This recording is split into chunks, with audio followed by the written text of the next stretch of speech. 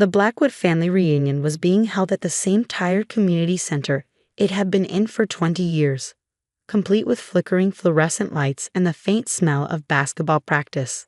I sat at one of the long tables, picking at my potato salad while my relatives discussed their impressive careers. So Marcus just made partner at his firm, Aunt Patricia announced, her voice carrying across the room. Youngest partner in the company's history. Now that's what I call success. And Jennifer's medical practice is expanding to 3 locations, Uncle Robert added, beaming at his daughter. She's building an empire. I smiled politely, knowing what was coming. The family success roundup always ended the same way. And then there's Evelyn. Aunt Patricia's eyes found me, her lips pursing in that familiar expression of disappointment. Still teaching, dear? Still teaching, I confirmed, taking a sip of my lemonade. Same school. She said it like she was asking if I still had the same disease. Same school. 15 years now. 15 years. She clutched her chest dramatically. In the same classroom. Oh, honey, when are you going to admit this teaching phase isn't working out? You could have been anything, a lawyer, a doctor, an executive. Instead, you're wasting your life in a classroom with other people's children. Teaching isn't wasting, I started. Please, Uncle Robert interrupted. Let's be honest. Those who can do. Those who can't, teach. And those who can't teach, well, they stay in the same dead-end job for 15 years. Laughter rippled through the family. Cousin Marcus, the newly minted partner, leaned back in his chair. What do you make now, Evelyn? 40,000. 50? I make that in a month. Good for you, I said mildly. It's not about the money, my younger cousin Brittany chimed in, though her tone suggested otherwise. It's about ambition. Drive, making something of yourself. Evelyn's just given up. Remember when she graduated summa cum laude? Aunt Patricia shook her head mournfully. All that potential wasted on finger painting and ABCs. I teach high school, I corrected. Advanced placement literature and creative writing. Same difference, she waved dismissively. Babysitting teenagers who won't remember you 5 minutes after graduation. I thought about my students, brilliant, challenging, unforgettable kids who kept in touch years after leaving my classroom. But I'd learned long ago that defending my career to my family was like teaching Shakespeare to a brick wall. Less rewarding, actually. At least tell us you're dating someone successful, Jennifer said, apparently trying to throw me a lifeline. A doctor. Lawyer? Someone who can support you properly. I'm single, I said, by choice. Of course you are, Aunt Patricia sighed. What successful man wants to date a teacher? They want partners who match their ambition, not someone who grades papers all weekend. Speaking of grades, Uncle Robert jumped in. Did you hear about Marcus's bonus? 6 figures. That's what real achievement looks like. The comparisons continued, each relative taking turns explaining why their career choice was superior to mine. I sat quietly, letting their words wash over me like I'd done for years. The failed teacher, the family disappointment, the cautionary tale they told their children about wasted potential. Evelyn could have been somebody, I heard Aunt Patricia whisper to Brittany. Now look at her. Probably still driving that ancient Honda, living in some tiny apartment, shopping at discount stores. It's really quite sad. I was about to excuse myself. 15 years of these reunions had taught me when to retreat when the community center's doors burst open. Is this the BLAC Kibuwadi reunion? A young man in an expensive suit called out, slightly out of breath. I'm looking for Ms. Evelyn Blackwood. It's urgent. Every head turned. I'm Evelyn, I said standing. Is everything okay? His face lit up. Ms. B. Thank God. He turned and shouted toward the door. I found here. She's here. What happened next felt like something out of a movie. People began streaming through the doors, well-dressed adults, some in business suits, others in designer casual wear. The parking lot outside filled with luxury cars. Mercedes, BMWs, Teslas, and yes, several Rolls-Royces. What's happening? Aunt Patricia demanded. I was wondering the same thing when I recognized the young man who'd called out. David Chin. You remember me, he beamed. Of course you do. You remember all of us. He turned to address my confused family. This woman, your relative, saved my life. Literally saved my life. David's being dramatic, I said, embarrassed. I just taught. No, a woman stepped forward, and I recognized her immediately despite the designer clothes and perfect makeup. Sarah Martinez, you taught me sophomore year. I was failing everything, ready to drop out. You spent every lunch tutoring me, convinced me I was smart enough for college. Sarah, I couldn't hide my delight. You graduated? Where did you? Harvard, she said simply. Full scholarship, then Harvard Law. I'm a partner at Whitman and Associates now. And I'm here because David sent out the bat signal. Bat signal? I asked, increasingly confused. More of my former students pushed forward, all talking at once. Ms. B is in trouble. What's wrong? Who do we need to sue? Is it money? I can write a check right now. Wait. David raised his hands. Sorry, I wasn't clear. She's not in trouble. But I was at the farmer's market and overheard some people talking about how their relative was a failed teacher who'd wasted her life at Franklin High. Sarah's expression darkened. Failed. That's what I said. David continued. So I sent out the group text. What group text? I asked. The Ms. Blackwood Changed My Life group, a new voice said. Dr. James Patterson. I taught him 20 years ago, walked in wearing scrubs. 347 members and counting.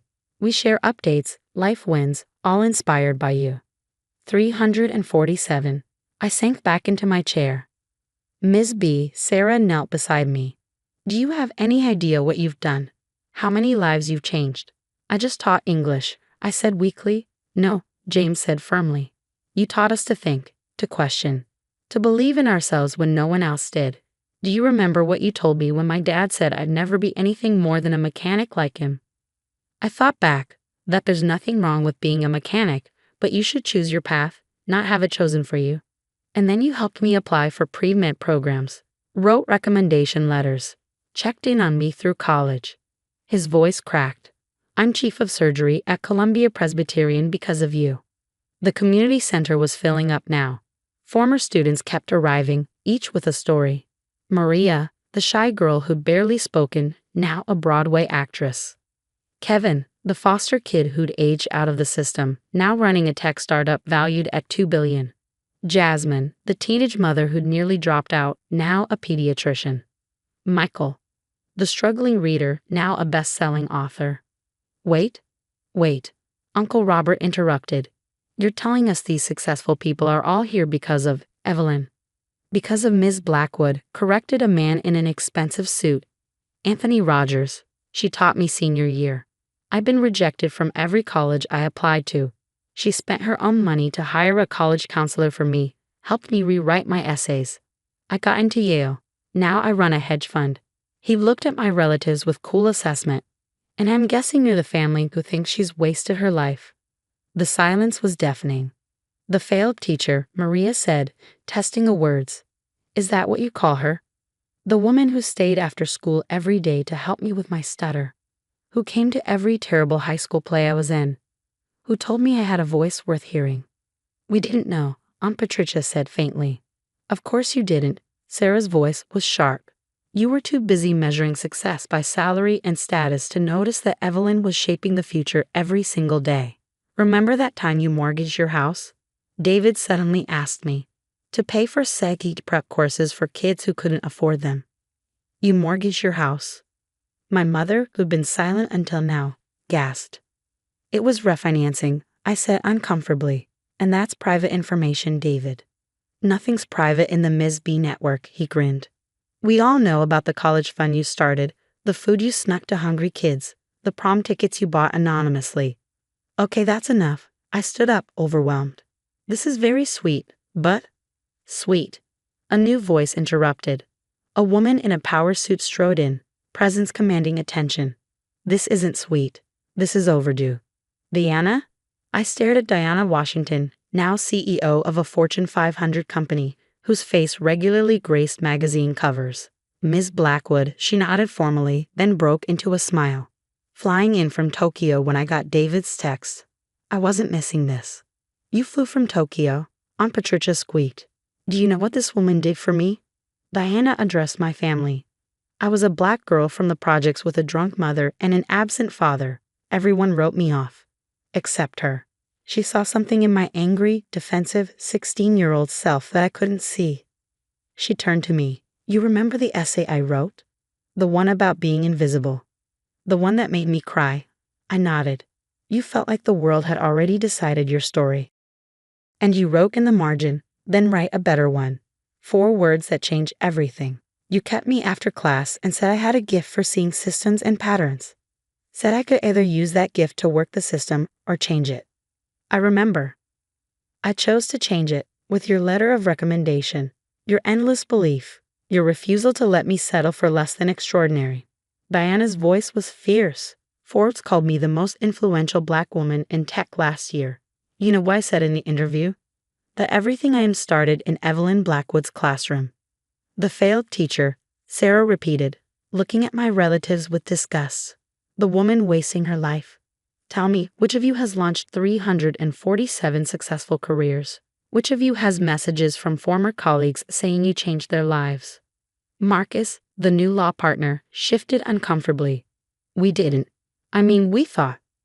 You thought wrong, James said bluntly. And why you were mocking her for driving an old Honda and living in a small apartment, she was investing everything she had in her students.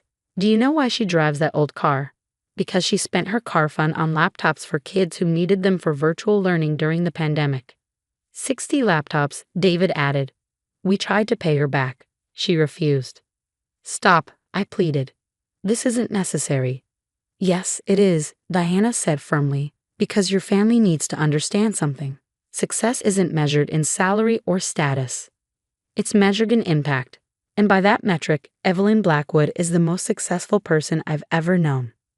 Which is why, Anthony said, pulling out his phone, we've been working on something. The Blackwood Foundation, fully funded and ready to launch. Our way of paying forward what you gave us. What? I stared at him. Educational scholarships, teacher support programs, resource funds for underprivileged students, Sarah explained. Everything you've been doing alone, but with our backing. The initial endowment is $50 million. $50 million. My knees went weak. To start, Diana confirmed. We've all pledged annual contributions. You changed our lives. Now we're going to help you change thousands more. I sank into a chair, overwhelmed. Around me, my former students continued sharing stories, each one a testament to moments I have forgotten. The extra tutoring, the lunch money slipped discreetly to hungry kids, the recommendations written, the dreams encouraged. But she never told us, my mother said quietly. Any of this, the mortgage, the scholarships, the laptops. Because that's who she is, Maria said simply. She doesn't teach for recognition or praise. She teaches because she believes every kid deserves someone who sees their potential. Even when they can't see it themselves, Kevin added, especially then. Aunt Patricia was crying now, mascara running. Evelyn, I'm so sorry. We assumed. You assumed a teacher couldn't be successful, I said gently, and by your definition, maybe I'm not. I don't have a corner office or a 6-figure bonus. But I have this. I gestured at the room full of former students. I have hundreds of kids who grew up to change the world. And honestly, I wouldn't trade that for all the law partnerships and medical practices in the world. The reunion, Uncle Robert said faintly. We were supposed to be celebrating family success stories. You are, Diana said coolly. You're just too blind to recognize success when it doesn't come with a designer label. The afternoon dissolved into chaos. Beautiful chaos. Former students swapping stories, taking pictures, planning the foundation launch. My family sat in stunned silence, processing the reality that their failed relative was actually the most successful person in the room. As the sun set, David pulled me aside. Ms. B, I'm sorry if we ambushed you. But when I heard them calling you a failure, you gave me the greatest gift, I said, having him. You showed me that the work mattered. That it lasted. It more than lasted, he said. It multiplied. Every one of us teaches someone else the way you taught us. That's hundreds becoming thousands becoming millions. That's your real legacy. As the gathering wound down, Aunt Patricia approached hesitantly. Evelyn is there. Could you ever forgive us? We were so wrong. I looked at her, really looked at her. Saw the regret, the shame, the dawning understanding of how small their worldview had been. There's nothing to forgive, I said. You value what you were taught to value. But maybe now you'll understand that there are different kinds of success. And maybe the next time someone tells you they're a teacher, you'll say thank you instead of what else do you do? As I prepared to leave, Piana stopped me. One more thing. We've arranged something, a small token of appreciation. She handed me a key fob. I looked at it, confused. Your Honda finally died last month, right? You've been taking a bus. Well, that ends today. She pointed to the parking lot where a modest but reliable new Toyota sat with a bow on top. Nothing fancy. We know you too well. But safe, reliable, and completely paid for. No arguments. I started to cry then, overwhelmed by the love and gratitude from students I'd taught over 2 decades. Thank you, I whispered. No, Ms. B, Sarah said, speaking for all of them. Thank you. For seeing us when we couldn't see ourselves. For believing when we couldn't believe. For teaching us that success isn't about what you have, it's about what you give. As I drove home in my new car, I thought about the day, about Aunt Patricia's words, wasting your life in a classroom. And I laughed, because if this was failure, I'd choose it every time. The next morning, I walked into my classroom at Franklin High, same as I had for 15 years. But something was different. On my desk was a note from my current students. We heard about yesterday. We're proud to be taught by you, your AP Lit class. I smiled, wiped my eyes, and picked up my worn copy of To Kill a Mockingbird. All right, everyone. Page 174. Let's talk about different kinds of courage. Because that's what teachers do. We show up. We teach. We plant seeds that bloom in seasons we might never see. And sometimes, if we're very lucky, we get to see the garden we've grown. The Blackwood Foundation launched 6 months later. Aunt Patricia was the first donor outside my former students, pledging a significant amount with a note, for teaching me that success has many faces. But the real success? It's still in room 237 at Franklin High, where every day I get to change lives. One lesson at a time. The funeral home smelled like lilies and lies. I stood at the back of the room, watching strangers shake hands and murmur condolences about a man they barely knew. My father, Stuart Snyder, the man I'd spent the last 3 years watching die, one labored breath at a time. My name is Anna, and I'm the daughter who stayed. Anna, honey, you look exhausted. Mrs. Peterson from next door squeezed my arm. You did everything you could. I nodded, forcing a smile. Everything. My marketing career, my social life, my savings account, all sacrificed at the altar of duty, while my sister Lindsay posted Instagram stories from wine tastings in Napa.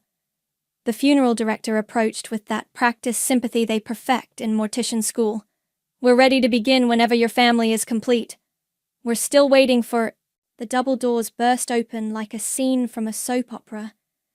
Lindsay swept in wearing a black designer dress that probably cost more than I'd spent on groceries in 6 months. Her husband Chandler trailed behind, checking his phone. I'm so sorry I'm late, Lindsay announced to the room, her voice carrying that theatrical quality she'd perfected since high school drama club. Traffic was absolutely insane. Traffic, from her house 20 minutes away, to her own father's funeral. She rushed to the casket, collapsing dramatically against it. Daddy, I'm here now. I'm so sorry. The performance was Oscar-worthy. Tears streamed down her perfectly contoured cheeks as she clutched the mahogany edge. Several people reached for tissues. I wanted to vomit. Anna. She turned to me, arms outstretched. Oh, Anna. We only have each other now. The hug felt like being embraced by a python. She whispered in my ear, just loud enough for me to hear. At least you made yourself useful these past few years. I pulled back, studying her face. Same green eyes as mine, same stubborn chin. But where I saw exhaustion and grief in the mirror, Lindsay radiated something else entirely. Anticipation. Ladies and gentlemen, if you could please take your seats. The funeral director gestured toward the rows of chairs. I found myself in the front row next to Beatrice, Dad's lawyer. She'd been handling his affairs for over 20 years, and her presence was the only thing keeping me grounded. "How are you holding up, dear?" Beatrice asked quietly. "I keep expecting him to wake up and ask for his afternoon pills," I whispered back. She patted my hand. "He was very proud of you, Anna. Very proud. And very thorough in his planning." Something in her tone made me look at her more closely, but the service was starting. The pastor spoke about Dad's business acumen, his community involvement, his dedication to family. All true, but sanitized. He didn't mention the nights I'd held Dad's hand through panic attacks, or the way he'd apologize for being a burden while I assured him he wasn't. He didn't mention how Dad would light up when I read him the business section, or how he'd made me promise to be smart about everything, Anna. Smarter than they expect. Lindsay sobbed loudly during the eulogy. Chandler kept glancing at his watch. After the service, people filed past offering condolences. "Your father was a good man. He's in a better place now. You girls were so lucky to have him." Lucky. Right. "Anna, we need to talk about arrangements," Lindsay said, appearing at my elbow as the crowd thinned. "The house, Dad's things. I know this is hard, but we should probably start sorting through everything soon." "Soon?" I stared at her. "Lindsay, we just buried him 2 hours ago." I know, but practically speaking, we can't just leave everything sitting there forever. And honestly, you've been living there so long, you're probably ready for your own space again, right?" Chandler materialized beside her. "Ladies, I'm sorry to interrupt, but we should probably head out soon. I have a conference call with Tokyo in an hour." A conference call. At his father-in-law's funeral. "Of course," Lindsay said, squeezing my arm. "Anna, we'll talk tomorrow, okay? About next steps." They left in a cloud of expensive perfume and barely concealed impatience. "Vultures," Beatrice muttered, watching them go. "What?" "Nothing, dear. Just be ready for surprises. Your father was a very thorough man." That evening, I sat alone in Dad's study, surrounded by 3 years' worth of medical equipment that would need to be returned. The oxygen concentrator hummed in the corner. I'd forgotten to turn it off. I opened his desk drawer, looking for the folder with the medical supply company's contact information. Instead, my fingers found something else entirely. An envelope. Heavy paper, expensive. My name written across the front in Dad's careful handwriting. But this wasn't his will. I'd seen that already. This was something else. Something he'd hidden in his desk, waiting for me to find it. I tore it open with shaking hands. Inside was a single key and a note. "Anna, the safe. Behind the painting of the lighthouse. You'll understand everything soon. Trust Beatrice. Love, Dad." The lighthouse painting had hung in Dad's study for as long as I could remember. I'd dusted around it 1,000 times during his illness, never knowing it hid anything. The safe was small, built into the wall. The key turned easily, like Dad had been using it recently. Inside were documents, a flash drive, and another envelope marked, "For Anna's eyes only." My hands shook as I pulled everything out. The top document made my breath catch. It was titled, "Payment Agreement. Anna Snyder, Caregiver Compensation." "Anna?" Beatrice's voice came from the front door. "I saw the lights on. Are you all right?" "In here," I called, my voice cracking. She appeared in the doorway, took one look at the papers scattered across Dad's desk and smiled. "Ah, you found it. Beatrice, what is this? Payment agreement? I never signed anything like this. Your father was very specific about timing. He wanted you to discover this after the funeral, after you'd had time to process." She sat down across from me. "Anna, your father documented every sacrifice you made, every promotion you turned down, every social event you missed, every dollar you spent on his care." I stared at the papers. Line items dating back 3 years. Foregone salary, Marketing manager position, $75,000 annually. Personal expenses related to patient care, $12,147. Opportunity cost, MBA program deferral. He calculated it all? Down to the penny, and he paid you, Anna. Not in cash, he knew you'd refuse that. He paid you in property transfers. Small amounts spread over time so no one would notice. My phone buzzed. Lindsay. Anna, emergency family meeting tomorrow at 10 a.m. Beatrice's office. Will reading time. The emoji made my stomach turn. She seems excited, Beatrice observed dryly. She thinks she's getting the house. She is getting the house. I looked up sharply. What? Your father's will leaves the family home to Lindsay. He was very clear about that. But then what? Read the rest of the documents, Anna. All of them. The next morning, Lindsay arrived at Beatrice's office in full mourning regalia. Black Chanel suit, pearl earrings, the works. She hugged me like we were best friends. I barely slept last night, she gushed. I kept thinking about Daddy and how much he loved us both. Chandler nodded along, but his attention was clearly elsewhere. He kept checking his phone and muttering about quarterly projections. Shall we begin? Beatrice asked, settling behind her desk with a thick folder. The will reading was exactly what I expected. Dad's investments, split evenly between Lindsay and me. His personal effects, mostly to me since I'd been living with them anyway. And then the big moment. The family residence at 1247 Maple Street, including all furnishings and fixtures, I leave to my daughter Lindsay Davidson. Lindsay gasped, pressing her hands to her chest. Oh my God. Anna, I'm so sorry. I had no idea he would... I thought maybe we'd share it or... Her performance was flawless, the concerned sister, overwhelmed by unexpected inheritance.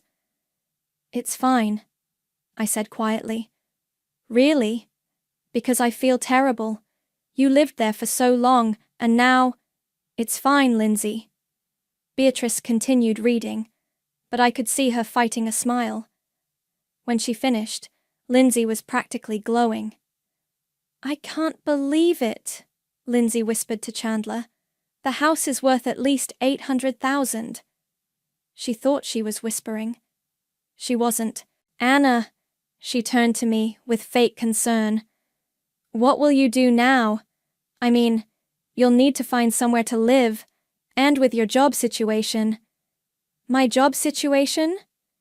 Well, you haven't worked in 3 years. It might be hard to get back into marketing. The field changes so fast. She tilted her head sympathetically. Maybe you could rent a small apartment. I could help with the deposit if you need it. Chandler cleared his throat. Actually, Lindsay, we should discuss timeline. Anna's been living there, but now that it's officially yours... Oh, of course. Lindsay's eyes lit up. Anna, you'll need time to pack and everything. How about 2 weeks? Is that enough time? 2 weeks. To find a place, pack up 3 years of my life, and disappear. That's very generous, I said. I'm trying to be fair. Family first, right? Beatrice stood up. Well, that concludes the will reading. Anna, could you stay for a moment? There are some additional documents your father wanted me to review with you. Lindsay and Chandler exchanged glances. Additional documents? Lindsay asked. Nothing that concerns the will, Beatrice said smoothly. Just some personal papers. After they left, Beatrice locked the door and returned to her desk. How do you feel? Like I just got evicted by my own sister. Anna, do you remember what your father always said about business? Never show your hand until you're ready to play it. Exactly. She pulled out a new folder, much thicker than the will. Your father transferred ownership of Snyder Properties to you over the past 3 years, small percentages at a time, documented as payment for caregiving services. I stared at her. Snyder Properties? The commercial real estate portfolio. 12 buildings downtown, including the office complex where Chandler's company leases space. She slid a document across the desk. Congratulations, Anna. You're now the majority owner of a property portfolio worth approximately $4.2 million. The room spun. That's impossible. Your father was very thorough. Every transfer was legal, properly documented, and filed with the county. You've been receiving payments for 3 years. You just didn't know it. My phone buzzed. A text from Lindsay. Talk to Chandler. 2 weeks is actually too long. Can you be out by Friday? We want to start renovations ASAP. Thanks for understanding. I showed the text to Beatrice. Well, she said, I suppose it's time to let your sister know that her husband's office lease is up for review. Friday morning came faster than I expected. I stood in Dad's bedroom, my bedroom for the past 3 years, surrounded by boxes and the ghosts of sleepless nights. This is insane, Alea said, taping up another box. She's literally kicking you out of your own home. My best friend since college had driven over at 6 a.m. with coffee and packing supplies. She'd been furious when I told her about the eviction. It's not my home anymore, I said, folding Dad's favorite sweater. Legally, it's hers. Legally, she's a bitch. A car door slammed outside. Through the window, I watched Lindsay stride up the walkway in designer jeans and a cashmere sweater. She had a clipboard. She brought a clipboard, Alea muttered, to evict her own sister. The front door opened without a knock. Anna, how's the packing going?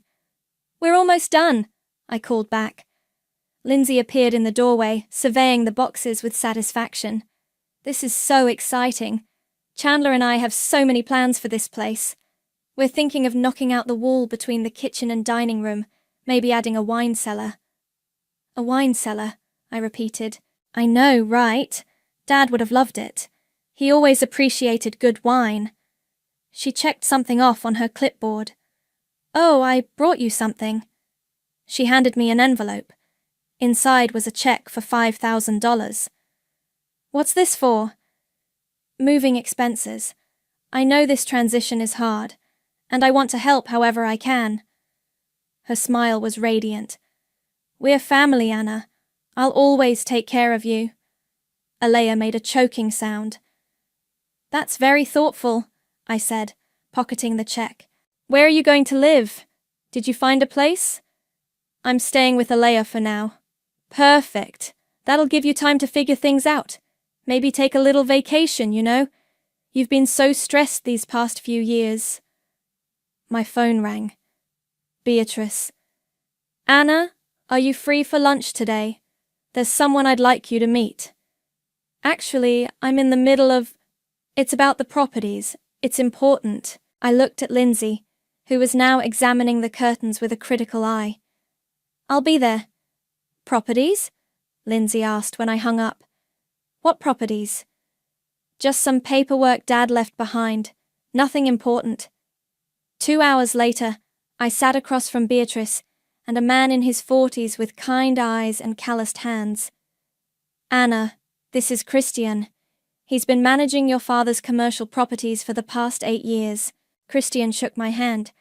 I'm sorry for your loss. Your father was a good man, tough, but fair. Thank you. Christian has been keeping me updated on the portfolio, Beatrice said. Anna, you need to understand what you've inherited. Christian pulled out a tablet, swiping through photos. 12 buildings, all downtown. Office spaces, retail, some residential units on the upper floors. Your father was very hands-on, knew every tenant personally. The photos showed gleaming lobbies, modern office spaces, bustling storefronts. This was Dad's empire, and I'd never even known it existed. The crown jewel is the Meridian complex, Christian continued. 15 floors, fully leased. Your brother-in-law's company, Davidson Tech, occupies the entire 7th floor. Chandler's company? Signed a 5-year lease 2 years ago, pays $28,000 a month. I nearly choked on my coffee. $28,000? It's prime real estate. But here's the thing. Their lease has a clause that allows for early termination with 60 days' notice if the property changes ownership. Beatrice smiled. Which it has. My phone buzzed with a notification. Instagram. Lindsay had posted a photo of herself in Dad's kitchen, arms spread wide, with the caption, "New beginnings in my childhood home. Can't wait to make new memories here. Blessed, Shaka family. First, new chapter." The comments were already pouring in. "So beautiful. You deserve this. Your dad would be so proud. Anna?" Christian was watching me. "Are you all right?" I showed them the post. Beatrice's jaw tightened. "Well," she said, "I think it's time to send some official correspondence." An hour later, I was back at Alea's apartment, sitting on her couch with my laptop. The eviction notice from Davidson Tech was drafted and ready to send. "You're really going to do this?" Alea asked, reading over my shoulder. "She gave me 2 days to pack up my life. Chandler couldn't even put his phone away at Dad's funeral. But this could destroy his business." "That's not my problem." My phone rang. Chandler. "Anna. Hey. Listen, I know today was probably hard for you, moving out and everything. I just wanted to say, if you need any help getting back on your feet, job-wise, I might know some people." "That's very kind of you. We're family now, right? We should look out for each other." He paused. "Actually, speaking of business, I got a weird email from some property management company about our lease being under review. Do you know anything about that?" I looked at the laptop screen, cursor hovering over the send button. "I have no idea what that could be about. Probably just routine paperwork. These management companies are always sending random notices." He laughed. "Anyway, I should let you get settled. Take care of yourself, Anna." I hung up and clicked send. The email went out to Davidson Tech's main office, copied to their legal department and accounting. Subject line, "Urgent, lease termination notice, Meridian Complex, floor 7. Alea whistled. 60 days notice? 60 days. My phone buzzed again. Another Instagram notification. Lindsay had posted a video tour of her house, already talking about renovation plans. "Time to see how blessed she really feels," I muttered, and started drafting the next email. The call came at 7 a.m. on Monday. "Anna, what the hell is going on?" Lindsay's voice was shrill through the phone. "Chandler got some insane notice about his lease being terminated. This has to be a mistake." I was sitting in Alea's kitchen, drinking coffee and reading the morning news. "What kind of notice?" "Don't play dumb with me. His company got an eviction notice from Snyder Properties. That's Dad's company, Anna. You have to know something about this." "I'm not sure how I would know anything about Dad's business dealings." "Because you lived with him for 3 years. You must have seen paperwork, heard phone calls, something." Through the phone, I could hear Chandler in the background. "Tell her it's urgent, Lindsay. We need to find out who's running things now." "Anna, please. Chandler's freaking out. This could ruin his business. Can you just ask around? Maybe call that lawyer, Beatrice? I'll see what I can find out." "Thank you. I knew you'd help us. We're family." I hung up and immediately called Beatrice.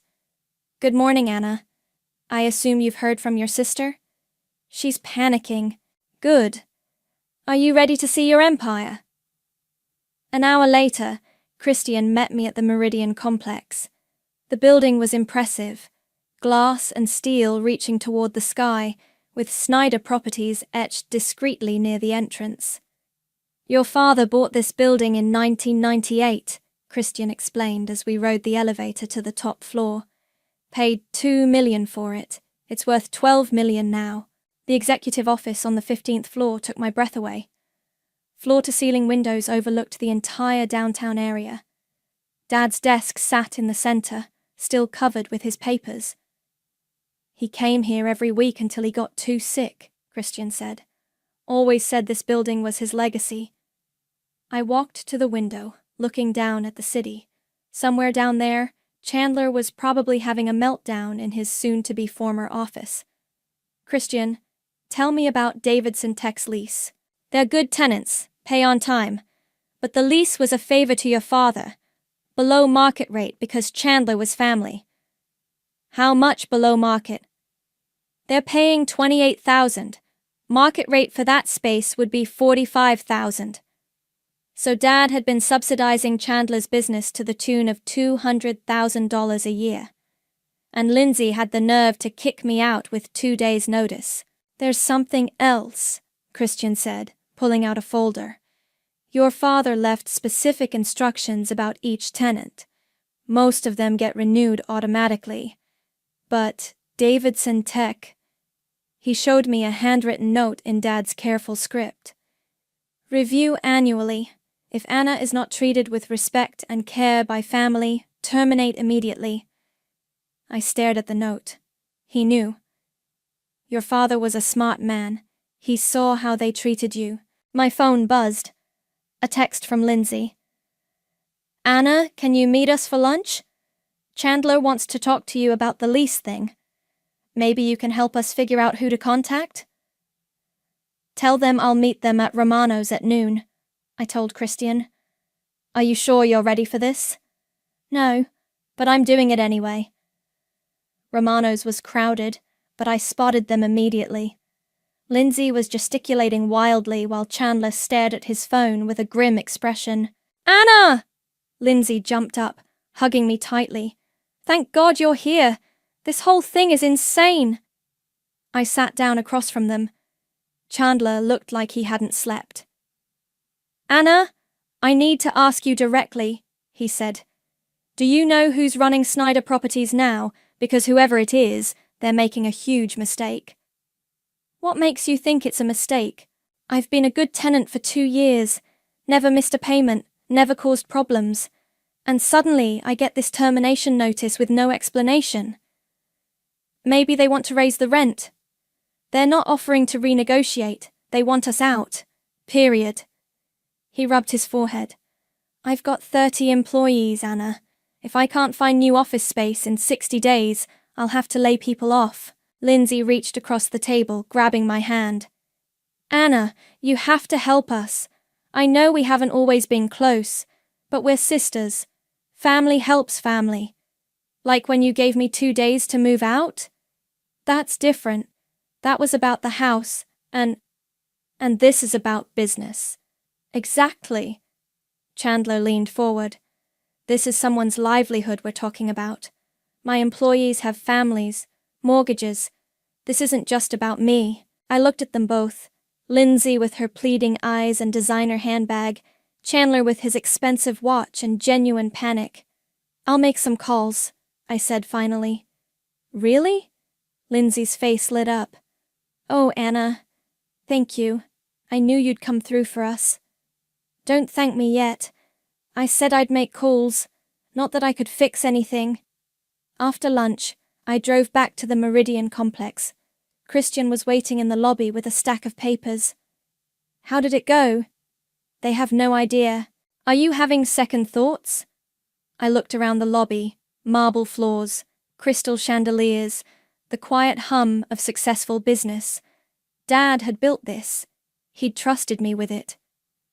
Christian, I want you to draft a formal letter to Davidson Tech. Make it clear that the lease termination stands.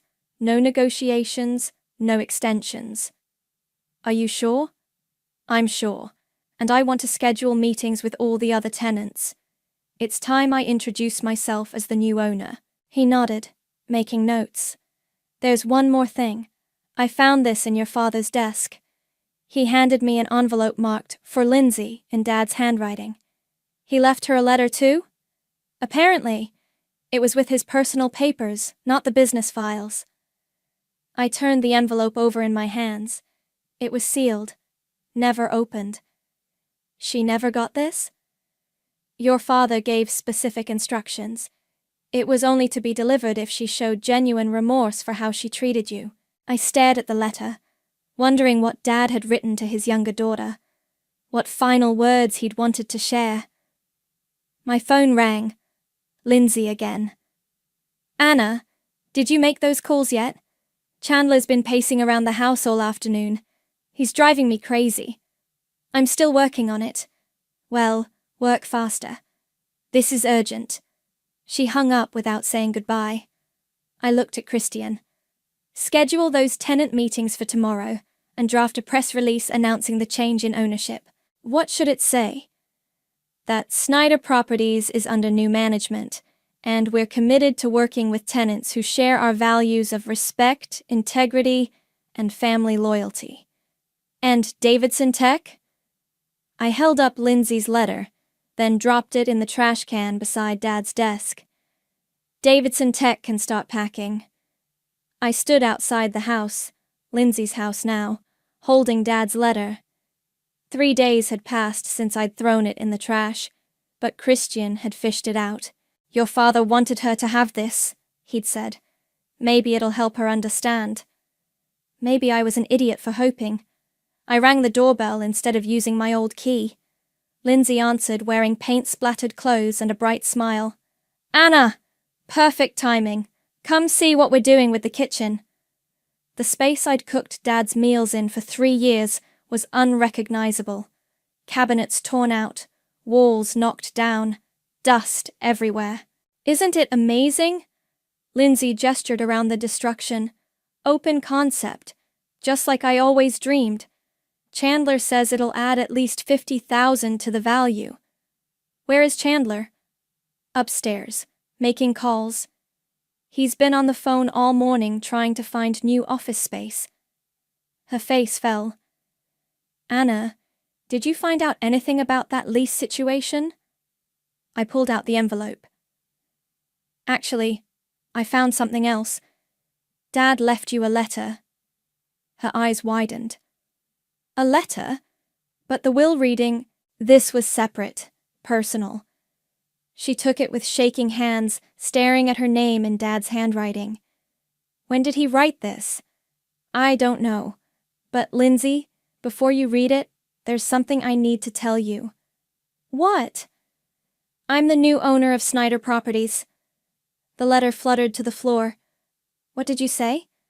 Dad transferred ownership to me over the past 3 years, as payment for taking care of him. That's impossible.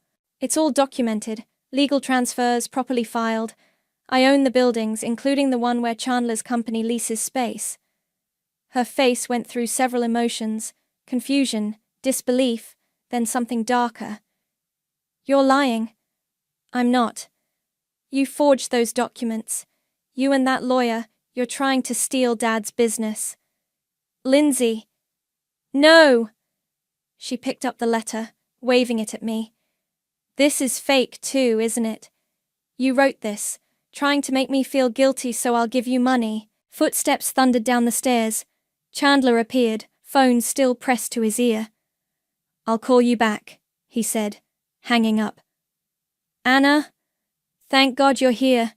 I just talked to 3 different property management companies, and nobody knows anything about Snyder Properties. It's like the company doesn't exist. It exists, I said quietly. Then who's running it? Because I need to talk to them immediately. I found office space across town, but the lease is twice what I'm paying now. My business can't survive that kind of increase. Lindsay was staring at me with growing horror. Tell him, Anna. Tell him what you just told me. Tell me what? I looked at Chandler. This man who'd checked his phone at his father-in-law's funeral, who'd pressured his wife to evict me with 2 days' notice, who'd been getting a sweetheart deal on his lease for 2 years without ever acknowledging it. I own Snyder Properties, he laughed. Very funny. Seriously, Anna, this isn't the time for jokes. I'm not joking. The laughter died. That's impossible. You don't have that kind of money. Dad paid me for taking care of him. In property transfers. Property transfers? Chandler's voice rose. Anna, do you understand what you're saying? That portfolio is worth millions. 4.2 million, to be exact.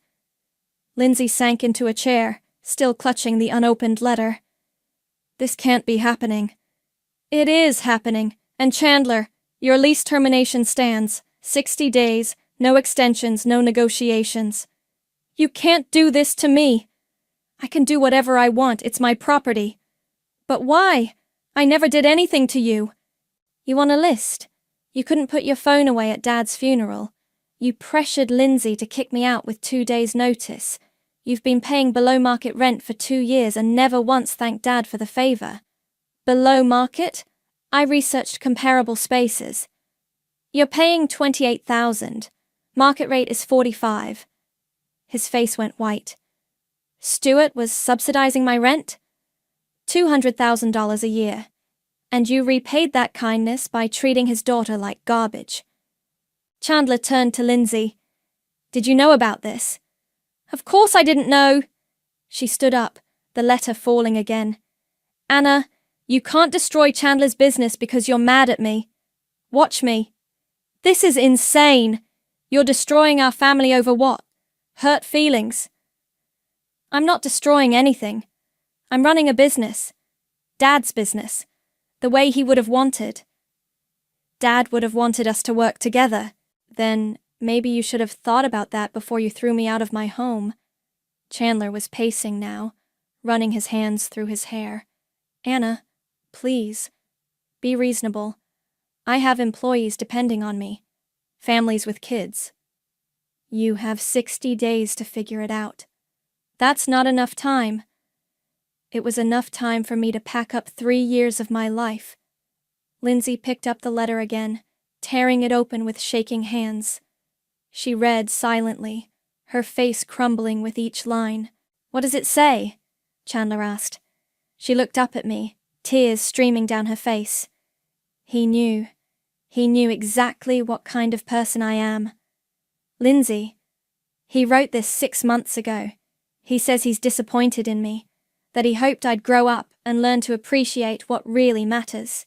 She wiped her eyes, smearing mascara. He says Anna is the daughter he's proud of. The room fell silent, except for the sound of construction noise from the kitchen renovation. Anna, Chandler said quietly. What do you want? Money? I can pay higher rent whatever the market rate is. I don't want your money. Then what? I looked around the destroyed kitchen, at Lindsay sobbing over Dad's final disappointment, at Chandler's desperate face. I want you both to understand what it feels like to lose everything. I walked toward the door, then stopped. Oh, and Lindsay, you might want to slow down on those renovations. That $50,000 you're spending, you're going to need it. I left them there in the wreckage of their kitchen and their assumptions. Dad's letter crumpled in Lindsay's fist like a final judgment. 2 weeks later, I watched from my office window as a moving truck pulled up to the Meridian complex. Davidson Tech was finally packing up. The other tenants are asking questions, Christian said, setting a stack of lease renewals on my desk. Word's getting around about the eviction. What kind of questions? Whether they're safe, whether you're planning to clean house. My phone buzzed with notifications. Social media alerts I'd set up to monitor Lindsay's accounts. She'd been posting regularly about the family crisis and her heartless sister. The latest post showed her at some charity luncheon. Even in difficult times, we must support our community. Some people choose revenge, but I choose love. A family first. Stay strong. The comments were brutal. Half the people supported her, calling me greedy and vindictive. The other half had clearly done their research and were calling her out for abandoning Dad. Anna? Alea's voice came from the doorway. We need to talk. She looked serious. I nodded to Christian, who gathered his papers and left. What's wrong? You are. Alea sat down across from me. I just spent an hour on the phone with my mom, who heard from her book club that you're some kind of evil property mogul destroying local businesses. That's ridiculous. Is it? Because from where I'm sitting, you're starting to look like the villain in this story. I'm not the villain. Lindsay kicked me out of my own home, and now you're destroying her husband's business. Anna, Chandler's laying off 15 people today. 15 families losing their income because you're mad at your sister. The words hit like a slap. That's not my fault. Isn't it? You could have worked something out, raised his rent, extended the lease, something. Instead, you chose the nuclear option. He chose the nuclear option when he pressured Lindsay to evict me. Anna, listen to yourself. You sound like... She paused. Like what? Like someone I don't recognize. Before I could respond, my phone rang. Unknown number. Anna, this is Marcus from Davidson Tech. I worked for Chandler. I'm sorry, but I can't discuss. Please, just listen. I have 3 kids. My wife's pregnant with our 4th. I've been with the company for 5 years, and now I'm out of a job because of some family feud I don't understand. My stomach twisted. I'm sorry you're caught in the middle of this. Are you? Because it doesn't feel like you're sorry. It feels like you don't care who gets hurt as long as you get revenge. He hung up before I could respond. Aaliyah was watching me carefully. How many more calls like that are you going to get? I didn't start this. No, but you're sure as hell finishing it. She leaned forward. Anna, I've been your friend for 12 years. I watched you sacrifice everything for your dad, and I was proud of you. But this isn't justice. This is just cruelty. They were cruel to me first, and that makes it okay? My office door burst open. Lindsay stormed in, followed by a flustered-looking security guard. I'm sorry, Ms. Anna. She said she was family. It's fine, Marcus. You can go. Lindsay looked terrible. Dark circles under her eyes, hair unwashed, wearing the same clothes from yesterday's Instagram post.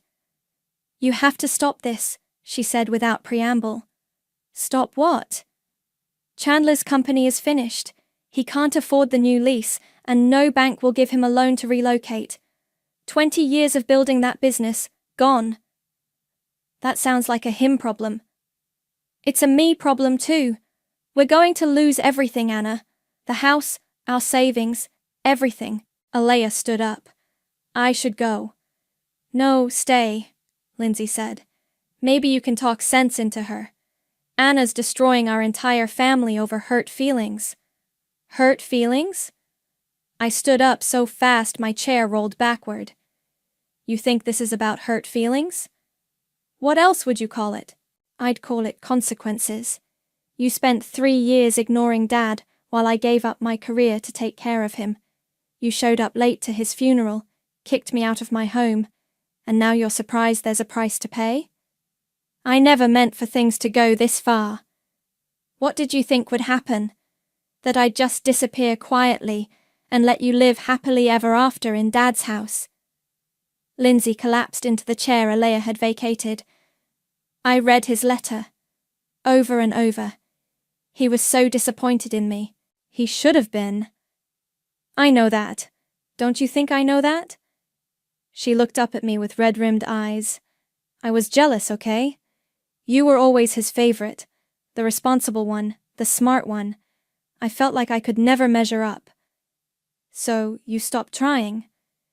Yes, I stopped trying and I was horrible to you, and I'm sorry.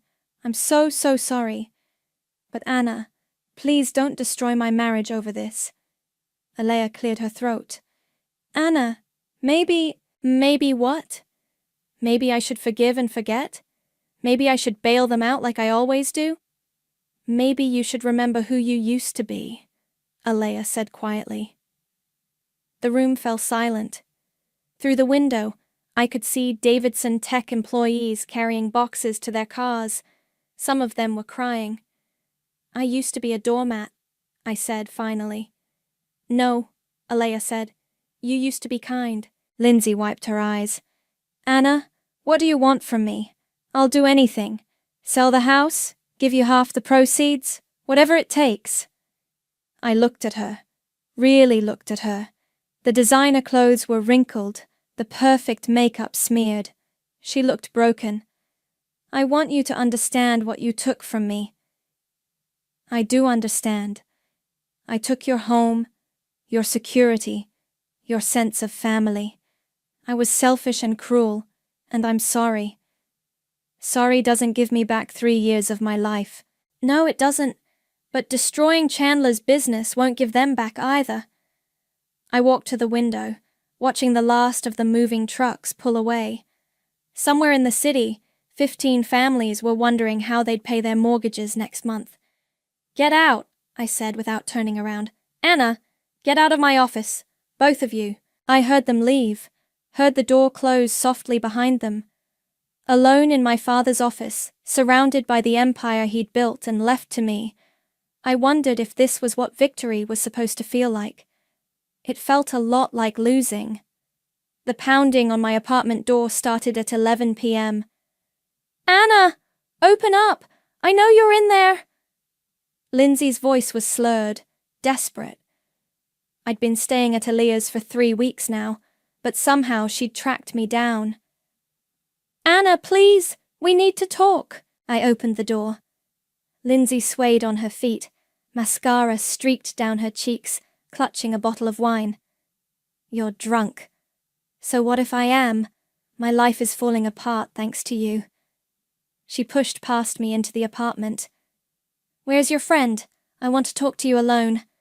Aaliyah's at her boyfriend's place. Lindsay, you can't be here. Why not? Because you're too good for me now? Because you're some big-shot property owner? She stumbled into the living room, nearly knocking over a lamp. Nice place. Cozy. Not like the mansion you stole from me. I didn't steal anything. Bullshit. She spun around, pointing the wine bottle at me like a weapon. You manipulated Dad when he was sick. You made him think I didn't care, so he'd give you everything. That's not what happened. Then what did happen, Anna? Because from where I'm standing, you played the perfect daughter while I was living my life, and now you're using his guilt to destroy my family. I was taking care of him while you were posting Instagram stories from wine tastings. 1 weekend! I went to Napa for 1 weekend, and you act like I abandoned him. It wasn't 1 weekend, Lindsay. It was 3 years of weekends. 3 years of holidays, birthdays, doctor appointments. 3 years of watching him die while you lived your perfect life. She took a long drink from the bottle. I couldn't handle it, okay? Seeing him like that, so weak and sick, it broke my heart. So you broke mine instead. I never meant to hurt you, but you did, over and over again. And when he died, you couldn't even wait a week before kicking me out. Lindsay sank onto the couch, the fight going out of her. Chandler filed for bankruptcy today. The words hung in the air between us. 20 years of building that company, gone. Our house is going into foreclosure. We're moving in with his parents next week. She laughed bitterly. His mother hates me. Says this is all my fault for having a vindictive sister. Maybe it is your fault. Maybe it is. She looked up at me with hollow eyes. Are you happy now? Is this what you wanted? I wanted you to understand what you took from me. Well, congratulations. I understand. I understand that I'm a terrible person who destroyed her own family through selfishness and greed. I understand that I lost the only sister I have because I was too proud to admit I was wrong. She wiped her nose with the back of her hand. I understand that Dad died disappointed in me, and now I'll never get the chance to make it right. She pulled something from her purse, a crumpled piece of paper. Dad's letter. Do you want to know what he wrote? Really want to know? I didn't answer, but she continued anyway. He said he hoped I'd learn to be more like you, that he wished he'd raised me to understand the value of sacrifice and loyalty. He said he was leaving you the business because you'd earned it, but he hoped someday I'd earn your forgiveness. She smoothed out the letter with shaking hands. He also said he loved me. Despite everything, he loved me and believed I could be better. Her voice cracked. But I can't be better, Anna. I tried, but I'm just broken. Lindsay, no, let me finish. I came here to beg you to save Chandler's company, to offer you anything, the house, my jewelry, whatever you want. But sitting here, looking at you, I realize I don't have anything you want. She stood up unsteadily. You want me to suffer, and I am suffering. You want me to lose everything, and I'm losing everything. You want me to understand what I took from you, and I do. Then why don't I feel better? The question slipped out before I could stop it. Lindsay stared at me.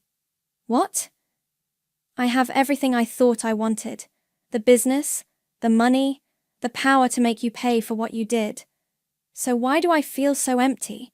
Because revenge doesn't fix anything. It just breaks more things. We stood there in Alea's living room, two sisters who'd destroyed each other in the name of justice and pride. I can't undo what I did to you, Lindsay said quietly. But you can still undo what you're doing to me. Why should I? Because Dad's letter had a PS. He said if I ever found the courage to truly apologize to you, to tell you that forgiveness isn't about forgetting, it's about choosing love over anger. She set the wine bottle on the coffee table and walked toward the door. Lindsay, wait. She turned back, hope flickering in her eyes. I need time to think. The hope died. How much time? I don't know. She nodded, understanding. For what it's worth, Anna, I'm proud of you. You became everything Dad hoped you'd be. Everything I should have been. After she left, I sat alone in the dark apartment, holding Dad's letter. At the bottom, in his careful handwriting, was the postscript Lindsay had mentioned. But there was more. Another line she hadn't read aloud. Anna, you have the power to heal this family or destroy it completely. Choose wisely. Love, Dad. I folded the letter and reached for my phone. Beatrice answered on the second ring. Anna, it's quite late. I need you to draft some documents. Tonight. What kind of documents? I looked out the window at the city lights, thinking about 15 families without jobs, about Lindsay crying in her empty house, about Dad's final wish for his daughters. A new lease agreement for Davidson Tech, market rate, but with a payment plan. And Beatrice? Yes? Make it retroactive. Chandler can have his company back.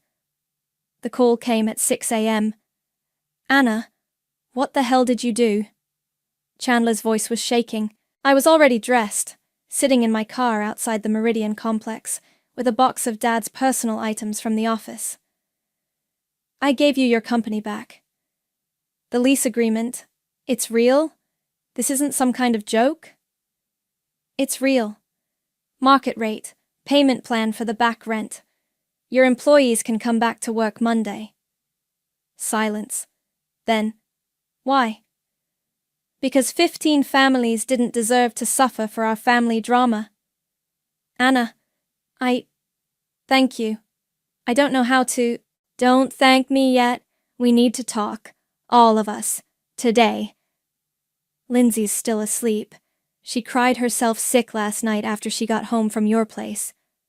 Wake her up. 1 hour, my office. I hung up and walked into the building. The security guard nodded respectfully. Morning, Ms. Anna. You're here early. Big day, Marcus. In Dad's office, I arranged 3 chairs around the desk and waited. They arrived exactly on time. Lindsay looking fragile in yesterday's clothes. Chandler nervous, but hopeful. Sit down. They sat like children, called to the principal's office. Chandler, your company is saved. Your employees get their jobs back. The lease is reinstated with a payment plan for what you owe. His shoulders sagged with relief. Anna, I can't tell you what this means. I'm not finished. I opened the box on my desk, pulling out Dad's business journals. These are Dad's notes from the past 5 years. Every business decision, every tenant interaction, every family conversation he thought was important. I opened one to a bookmarked page. December 15th, 3 years ago. Gave Chandler below market lease as wedding gift. Hope he appreciates family discount. Chandler's face reddened. March 8th, 2 years ago. Anna missed another job interview to take me to chemo. Lindsay posted photos from Miami vacation same day. Lindsay flinched. June 20th last year. Chandler complained about office temperature at Sunday dinner. Didn't ask about my health once. Anna looked exhausted. I closed the journal. He documented everything. Every kindness ignored, every sacrifice unnoticed, every time you both chose convenience over family. Anna, Lindsay started. I'm still not finished. I pulled out another document. This is Dad's original will, the one he wrote 5 years ago. I slid it across the desk. Lindsay picked it up with trembling hands. Everything split evenly. House, business, investments, 50-50. But that's not what happened, Chandler said. No, because Dad kept a record of every time you disappointed him, and every time I showed up. He changed his will piece by piece, transfer by transfer, until I'd earned what I inherited. Lindsay was crying again, but quietly this time. He gave you chances to prove you cared, and you didn't take them. So what happens now? Chandler asked. I stood up, walking to the window. Now you both have a choice. Chandler, you can run your business the way Dad would have wanted, with integrity, treating people fairly, remembering that success comes with responsibility. And if I don't? Then you'll find out how quickly a lease can be terminated for cause. He nodded, understanding. Lindsay, you can keep the house, but you're going to earn it. What do you mean? Dad's medical equipment is still in storage. I'm donating it to the hospice where he spent his last week. You're going to volunteer there, every weekend, for a year. Anna, I can't. You can't handle seeing sick people. Then you'll learn, just like I had to learn. And if I refuse? Then the house goes on the market, and you can explain to Chandler's parents why you're staying with them permanently. She wiped her eyes. A year? A year. And Lindsay, no social media posts about your charity work. This isn't for your image, it's for your soul. Chandler reached for his wife's hand. We'll do it. Whatever you want. I don't want your compliance. I want your understanding. I turned back to them. Dad left us all something in those journals. Chandler, he wrote that you had potential to be a good man if you learned to see beyond yourself. Lindsay, he said you had a kind heart buried under all the selfishness. What did he say about you? Lindsay asked. I smiled sadly. That I was strong enough to carry the family's pain, but he worried I'd forget how to let it go. I walked back to the desk, pulling out one final document. This is a partnership agreement, equal shares in Snyder Properties, all 3 of us. They stared at me in shock. But Anna, Chandler said, you earned this. You sacrificed. I sacrificed for Dad, not for revenge, and Dad's final wish was for his family to heal. I picked up his last letter, reading the postscript again. He believed we could choose love over anger. Lindsay stood up slowly. You're giving us another chance. I'm giving us all another chance. But this is it, the only one. Mess this up, and you'll discover I can be just as ruthless as Dad when it comes to protecting what matters. What matters? Chandler asked. Family. Real family. The kind that shows up, pays attention, and puts each other first. Lindsay walked around the desk and hugged me. For the first time in years, it felt genuine. I won't let you down again, she whispered. Yes, you will. We all will. But maybe next time, we'll catch each other when we fall. I looked out at the city Dad had built his empire in, thinking about second chances and the price of forgiveness. Revenge had been satisfying for exactly as long as it took to realize it couldn't fill the hole that grief had carved in my heart. But this felt like something Dad would be proud of. So, I said, turning back to my partners, my family, let's get to work. 2 years. 730 days of grease burns, sore feet, and the smell of hash browns permanently embedded in my hair. All for one moment, the moment I'd slide behind the wheel of my own car and finally taste freedom. My name is Nicole, and I'm 17 years old. I've been working at Murphy's Diner since I was 15, lying about my age until I could get proper work papers. While other kids my age were posting TikToks and complaining about homework, I was pulling double shifts on weekends, saving every penny that didn't go toward my phone bill or the occasional pack of gum. "Another coffee, hun?" I asked the trucker at table 6, already reaching for the pot. He nodded, not looking up from his newspaper. It was 6 a.m. on a Tuesday, and the diner was dead, except for the usual early birds. My manager, Pete, shuffled over with the day's receipts. "You're still planning to quit next month?" "Not quit," I said, wiping down the counter for the 100th time. "Just cut back to weekends. I finally have enough." Pete raised an eyebrow. "For the car?" I couldn't help but grin. "For the car." The 2007 Toyota Camry had been sitting on Jerry's used lot for 3 months. Beige, reliable, with only 140,000 miles. Not exactly a dream car, but it was mine. Or it would be, once I handed over the $4,200 I'd scraped together. "Your parents know you're buying it?" Pete asked. I shrugged. "They know I've been saving. They just think it's cute, like a hobby or something." That was the thing about being the second daughter in the Turner family. Everything I did was either cute, concerning, or completely invisible. My older sister Cadence could sneeze, and my parents would applaud her technique. Me? I could work myself to death, and they'd ask why I looked tired. The bell above the door chimed, and I looked up to see my dad walking in, still in his work clothes from the night shift at the plant. "Hey, Dad, coffee?" "Just a quick cup," he said, sliding onto a stool. "Your mum sent me to pick up milk on the way home." I poured his coffee, adding the 2 sugars he always forgot to ask for. "Guess what? I'm buying the car today." Dad looked up from his phone. "Today? I thought you were still saving." "I was. Now I'm done." I pulled out my phone and showed him the bank balance I'd screenshotted. $4,200. Exactly what Jerry's asking. "That's..." Dad paused, and something flickered across his face. "That's a lot of money for a 17-year-old to handle." "I've been handling money just fine for 2 years. "I know, sweetheart, but car ownership is complicated. Insurance, registration, maintenance. Maybe we should put the title in my name, just until you're 18. For insurance purposes." I felt my stomach clench. "Dad, it's my car. I'm paying for it with my money. Of course it's your car. I'm just saying, legally it might be easier if..." "Collins, you getting that milk or not?" Pete called from behind the register. "Store closes in an hour." Dad drained his coffee cup. "We'll talk about this at home, okay? Don't do anything yet." But I was already untying my apron. My shift was over, and Jerry's lot opened at 9. I'd waited 2 years. I wasn't waiting another day.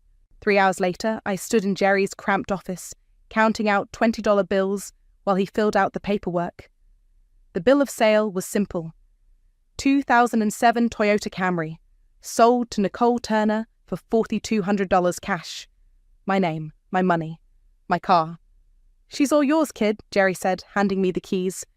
"Take care of her." I drove home with the windows down, radio blasting, feeling like I could conquer the world. The car wasn't much to look at, but it was mine. Every payment, every blister, every missed party, all worth it for this moment. I pulled into our driveway and spent an hour washing and vacuuming my car, humming while I worked. When I finally went inside, both my parents were waiting in the kitchen with serious expressions. "Nicole," Mum said, "we need to talk." "About what?" "About the car situation," Dad said. "We've been discussing it, and we think Cadence needs it more. She's got classes, internships, a social life to maintain. You can take the bus." The keys felt heavy in my hand. "This is my car. I bought it." "And we're proud of you," Mum said, in that voice she used when she was about to say something that would crush me. "But you need to be a good sister. Cadence is at a crucial point in her life." "Hand over the keys, Nicole." I stared at my parents like they'd just asked me to cut off my own arm. "You're joking." We're not joking, Mum said, extending her hand. Keys, Nicole. I worked 2 years for this car. I have the bill of sale with my name on it. Dad sighed. The title's going to be in my name anyway for insurance reasons, remember? Technically, it's my car. Technically, you're stealing from me. Don't be dramatic, Mum snapped. Cadence has real responsibilities. She's in college, she has internships to get to, networking events. You're in high school, you can walk. Or take the bus, Dad added helpfully. I looked between them, waiting for the punchline that never came. Where is Cadence right now? She's at Connor's, Mum said. Why? So she's not here to defend herself, but you're already handing over my car? Our decision is final, Dad said. Go get the keys. I clutched them tighter. No. Mum's voice went ice cold. Excuse me? I said no. This is my car. Nicole Marie Turner, you will go get those keys right now or what? You'll ground me? Take away my allowance? I laughed, but it came out bitter. I don't get an allowance. I work for everything I have. That attitude right there is exactly why you're not ready for this responsibility, Mum said. Maybe when you mature a little. I'm more mature than Cadence. She's 20 and still asks you to do her laundry. That's enough, Dad said. Keys, now. I looked at both of them, really looked, and saw something I'd been trying to ignore for years. They didn't see me as their daughter. They saw me as Cadence's supporting character. Fine, I said, dropping the keys on the kitchen counter. But I want it in writing that this is a loan. Don't be ridiculous, Mum said, snatching up the keys.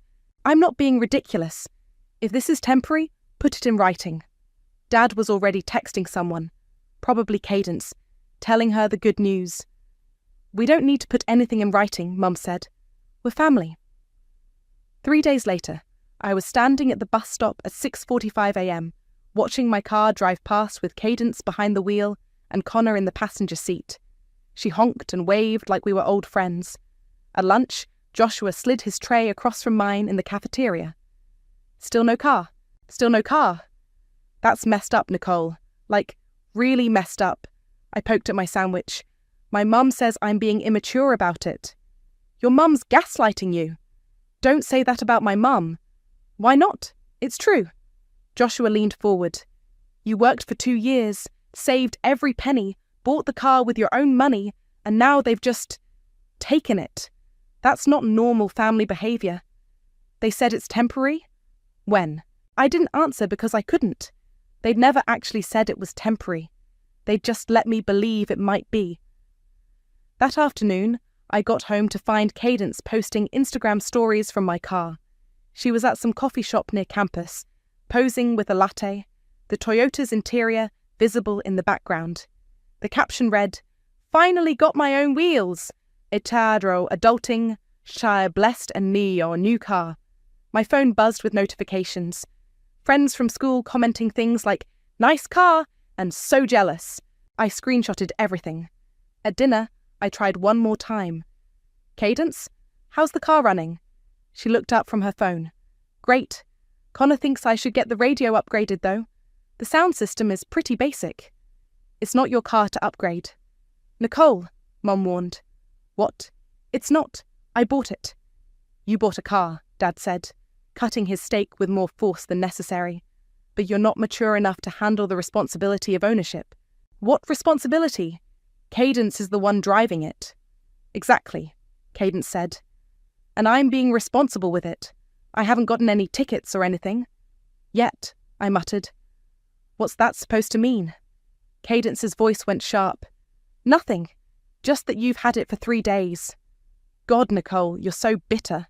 This is exactly why Mum and Dad made the right choice. You can't even be happy for your own sister." I looked around the table. Mum was nodding along. Dad was focused on his plate. Nobody was going to defend me. "You're right," I said, standing up. "I can't be happy about my sister stealing my car." "It's not stealing," Mum said. "It's sharing." Sharing would be asking first.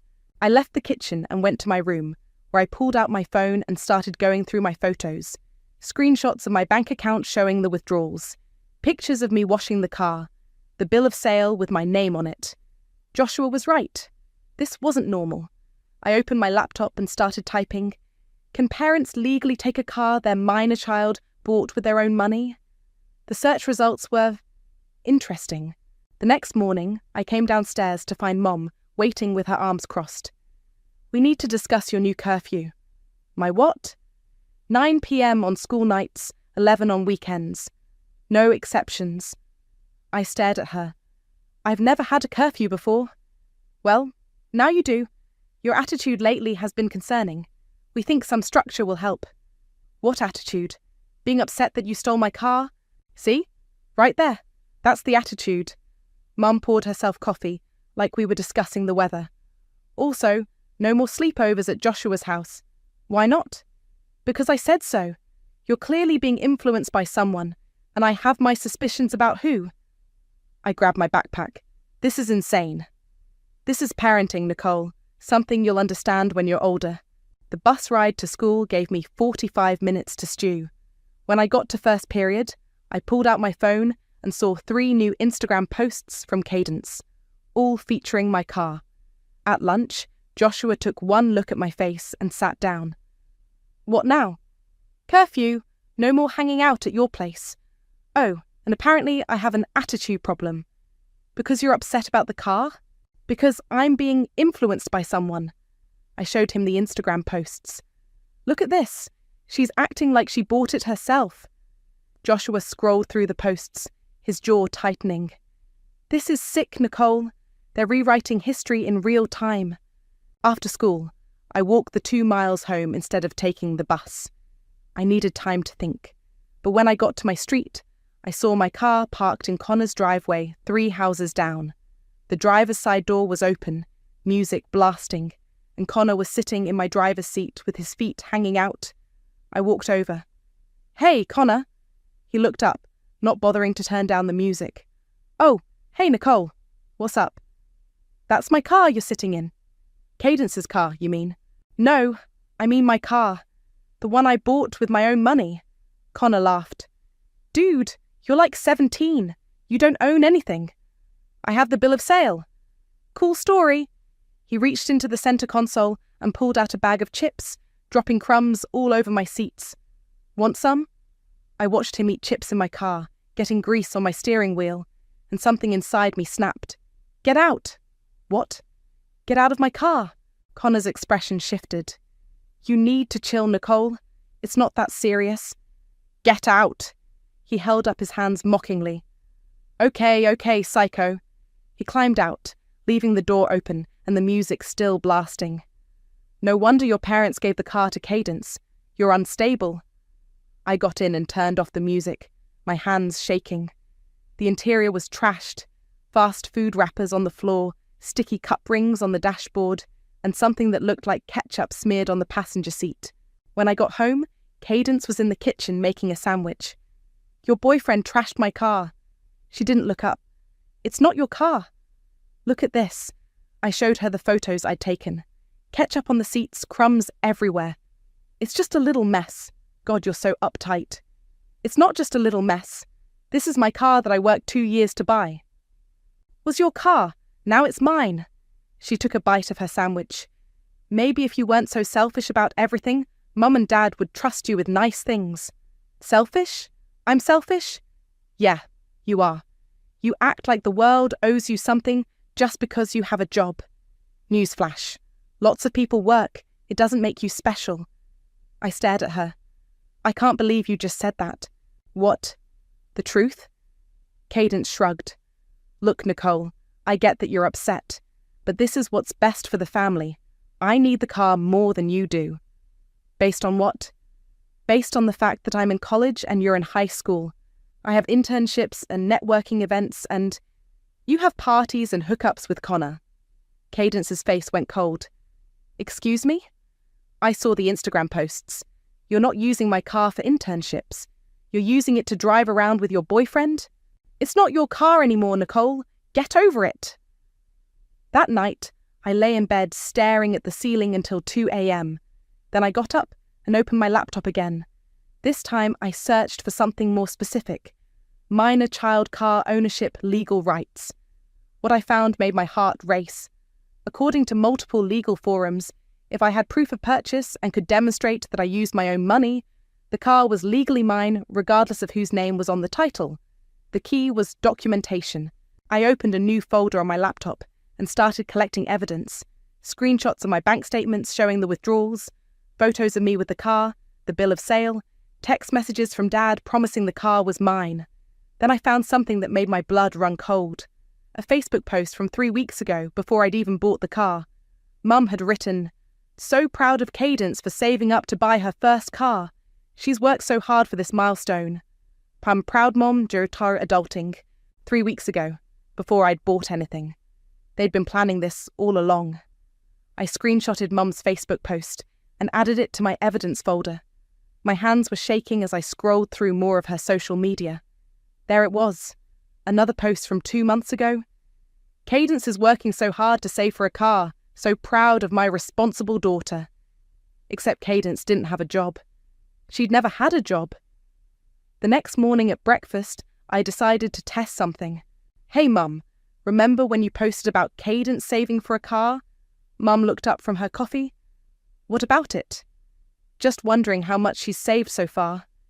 "That's between Cadence and us," Dad said, not looking up from his phone. "I'm just curious because I never see her working."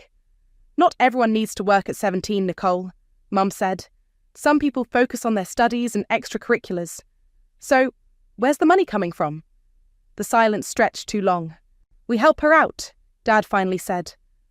"With my car money?" "With her car money," Mum corrected. "The car we're helping her get." I nodded and finished my cereal. They weren't even trying to hide it anymore. At school, I found Joshua at his locker. "I need your help with something." "What kind of help?" I showed him my phone with all the screenshots. "I need you to help me organize this. Make it look professional." Joshua scrolled through everything, his eyes getting wider. "Nicole, this is fraud, like actual fraud." "I know. Your parents planned this whole thing. They were never going to let you keep the car." "I know. So what are you going to do?" "I'm going to get my car back." That afternoon, we spent 3 hours in Joshua's room organizing everything into a timeline. Bank statements showing my deposits from work, the bill of sale, screenshots of Cadence's Instagram posts claiming ownership, Mum's Facebook posts about Cadence saving for a car, text messages from Dad promising the car was mine. "This is solid," Joshua said, printing everything out. "You've got proof of purchase, proof of payment, and proof they lied about the whole thing." "Now what?" "Now you call a lawyer." "I can't afford a lawyer." "Then you call the police." I stared at him. "The police?" "Nicole, they stole your car. That's what this is, theft. They're my parents." "So? Parents can't just take their kid's stuff because they feel like it. Not when the kid bought it with their own money." When I got home, I could hear voices in the kitchen. I crept closer and listened. "Told Jerry we'd pay him the difference," Dad was saying. "How much difference?" Mum asked. $1,500. He had another buyer willing to pay $5,800. My blood went cold. They'd tried to sell my car to someone else for more money. "So we made money on the deal?" Mum asked. "We would have if we'd sold it. But Cadence really needed a car, so we gave her a car worth $5,800 for $4,200. She got a good deal. She got a great deal. Nicole will never know the difference." I backed away from the kitchen, my heart pounding. They hadn't just stolen my car. They'd stolen my car and made money on it. I went to my room and called the non-emergency police line. "Hi, I need to ask about reporting a theft." "What was stolen, hun?" "My car. I bought it with my own money, but my parents took it and gave it to my sister." "How old are you?" 17. "And you have proof of purchase?" "Yes. Bill of sale, bank statements, everything." "Okay, let me transfer you to someone who can help." 10 minutes later, I was talking to Officer Holmes. "So you purchased this vehicle with your own funds?" "Yes, ma'am. I worked for 2 years and saved every penny." "And your parents took possession of the vehicle without your consent?" "They said it was for insurance reasons, but then they gave it to my sister permanently." "Do you have documentation of the purchase?" "Yes. And I have proof they were planning this before I even bought the car." "What kind of proof?" I told her about the Facebook posts, the conversation I'd overheard about selling it to someone else, everything. Miss Nicole, what you're describing sounds like theft. The fact that the perpetrators are your parents doesn't change that. So I can file a report? You can absolutely file a report. Do you want to do that?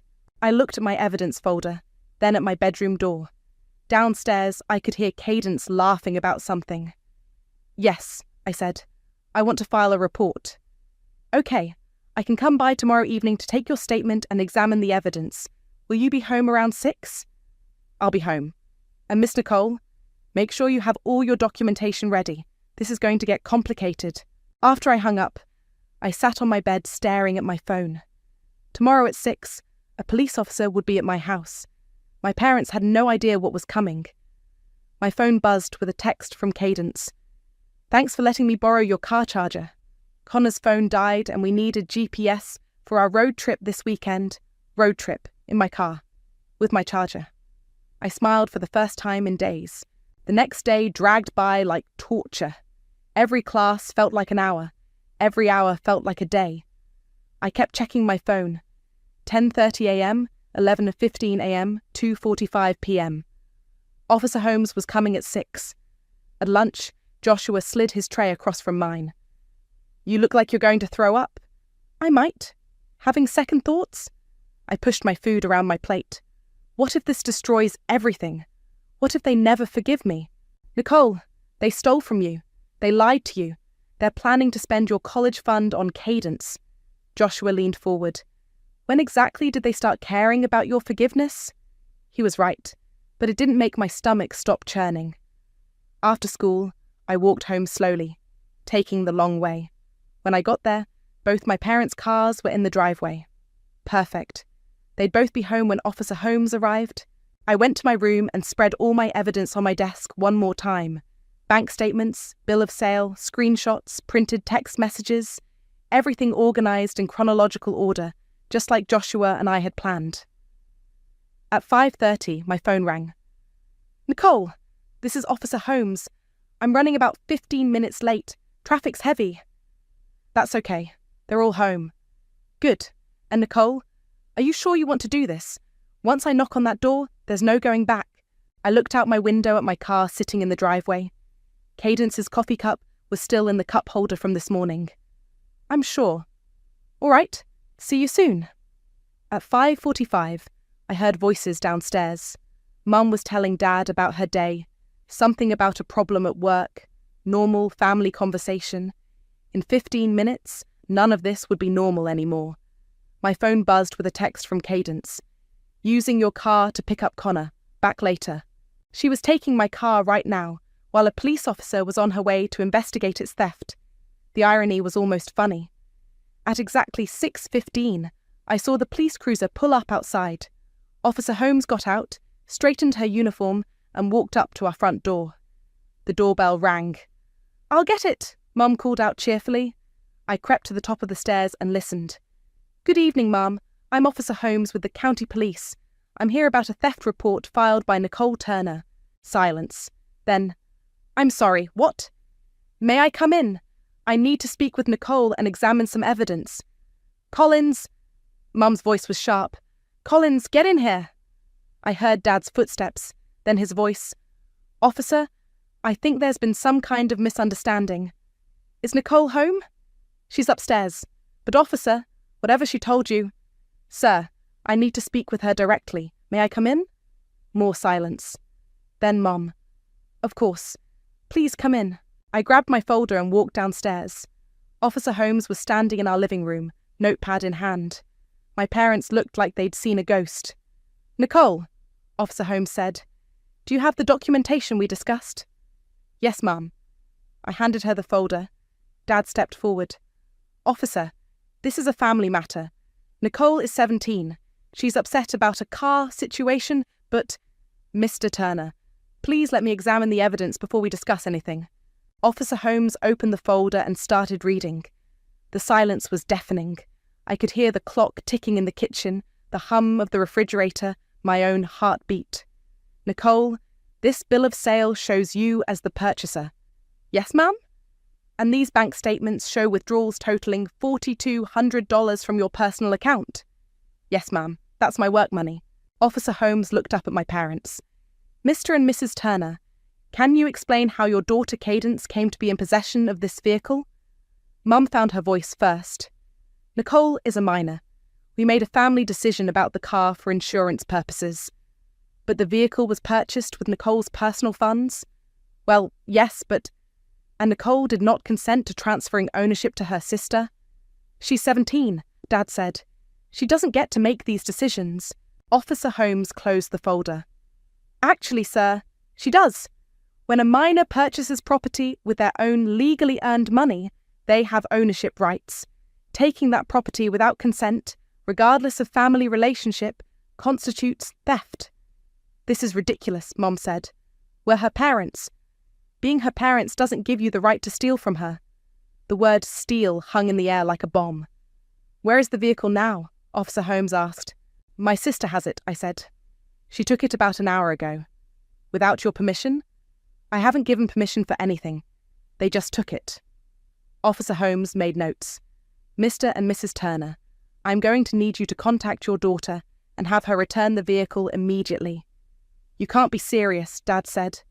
I'm completely serious, and depending on how this proceeds, there may be charges filed. Mum's face went white. Charges? Theft charges. Fraud charges if I find evidence you misrepresented ownership to others. I watched my parents' faces crumble as the reality hit them. They were in actual legal trouble. Dad's phone started ringing. He looked at it, then at Officer Holmes. That's probably Cadence now. Answer it, Officer Holmes said. Put it on speaker. Dad hesitated, then swiped to answer. Cadence? Dad, there's a problem. Cadence's voice filled the room, tight with panic. Connor and I got pulled over, and the cop is saying there's something wrong with the car registration. Officer Holmes stepped closer to the phone. Miss Cadence, this is Officer Holmes with County Police. I need you to return to your family's residence immediately with the vehicle. Who is this? Dad, what's going on? Just come home, sweetheart, Mum said, her voice shaking. Am I in trouble? The officer here won't tell me anything except that I need to call someone to pick me up because I can't drive the car. You're not in trouble, Officer Holmes said, but the vehicle needs to be returned to its legal owner. Legal owner? I don't understand. Dad closed his eyes. Just come home, Cadence. We'll explain everything. Connor's dad is coming to get us. We'll be there in 20 minutes. The line went dead. Officer Holmes turned back to my parents. While we wait, let's discuss the timeline. Nicole, when exactly did you purchase this vehicle? Last Tuesday. I have the receipt from Jerry's lot. And when did your parents take possession? That same day. They told me to hand over the keys at dinner. Officer Holmes made notes. Mr. Turner, you mentioned insurance as the reason for taking the car. Do you have documentation showing Nicole as the insured driver? Dad shifted uncomfortably. Well, no. We put Cadence on the insurance. So you took the car from Nicole and immediately insured it for Cadence. It made more sense financially. Sir, that's not what I asked. You took a car that Nicole purchased and immediately set up insurance for someone else to drive it? We're her parents, Mum said. We make these decisions. Mrs. Turner, show me where in the law it says parents can steal their minor child's legally purchased property. Don't use that word, Mum snapped. What word? Steal? That's exactly what this is. I watched my parents realise they had no legal ground to stand on. Dad kept opening and closing his mouth like a fish. Mum was wringing her hands. Officer Holmes, I said. There's something else. She looked at me. What's that? They tried to sell the car to someone else first. I heard them talking about it. Someone offered $5,800, but they decided to give it to Cadence instead. Officer Holmes's eyebrows shot up. Is that true? That's not... We didn't... Dad stammered. You didn't what? Consider selling Nicole's car without her knowledge? We were exploring options, Mum said weakly. Options for what? Property that doesn't belong to you? A car door slammed outside. Through the window, I could see Cadence walking up the driveway with Connor and an older man who must be Connor's dad. The front door opened and Cadence burst in. What the hell is going on? Why are there police? She stopped when she saw Officer Holmes. Miss Cadence, I presume? Yeah, who are you? Officer Holmes, I'm investigating a theft report filed by your sister. Cadence looked around the room, her eyes landing on me. Nicole, what did you do? I reported that my car was stolen. Your car? It's not your car anymore. Actually, it is, Officer Holmes said. Nicole purchased the vehicle with her own funds. Taking it without her consent constitutes theft. That's insane. Mum, Dad, tell her this is insane. Mum and Dad said nothing. Connor's dad stepped forward. Excuse me, officer, but my son was driving that car. Are we talking about criminal charges here? That depends on several factors, Officer Holmes said. But right now, I need the vehicle keys. Cadence clutched her purse tighter. I'm not giving you anything. Miss, you can hand over the keys voluntarily, or I can arrest you for possession of stolen property. Your choice. Stolen property? This is my family. Family doesn't make theft legal. Connor stepped up beside Cadence. This is bullshit. Nicole's just being a brat because she didn't get her way. Officer Holmes turned to him. And you are? Connor, I'm Cadence's boyfriend. The one who's been driving the stolen vehicle. Connor's face went red. It's not stolen. Son, I suggest you stay quiet before you incriminate yourself further. Cadence finally seemed to grasp the seriousness of the situation. She looked at Mom and Dad desperately. Do something. There's nothing we can do, Dad said quietly. What do you mean there's nothing you can do? You're my parents. Cadence, Officer Holmes said. I need those keys. Now. Cadence's hands were shaking as she dug through her purse. She pulled out my car keys and threw them on the coffee table. There. Happy now, Nicole? You've destroyed our entire family over a stupid car. Officer Holmes picked up the keys and handed them to me. They felt warm and familiar in my palm. Mr. and Mrs. Turner, Officer Holmes said, I'm going to need you both to come to the station tomorrow morning to give statements. Depending on what we find, charges may be filed. Charges, Mum whispered. Theft, fraud, possibly conspiracy. We'll see what the investigation turns up. I looked around the room at my family. Cadence was crying. Mum looked like she might faint. Dad was staring at the floor, and I was holding my car keys. The second Officer Holmes left, all hell broke loose. Are you out of your goddamn mind? Mum screamed, lunging toward me. Dad caught her arm.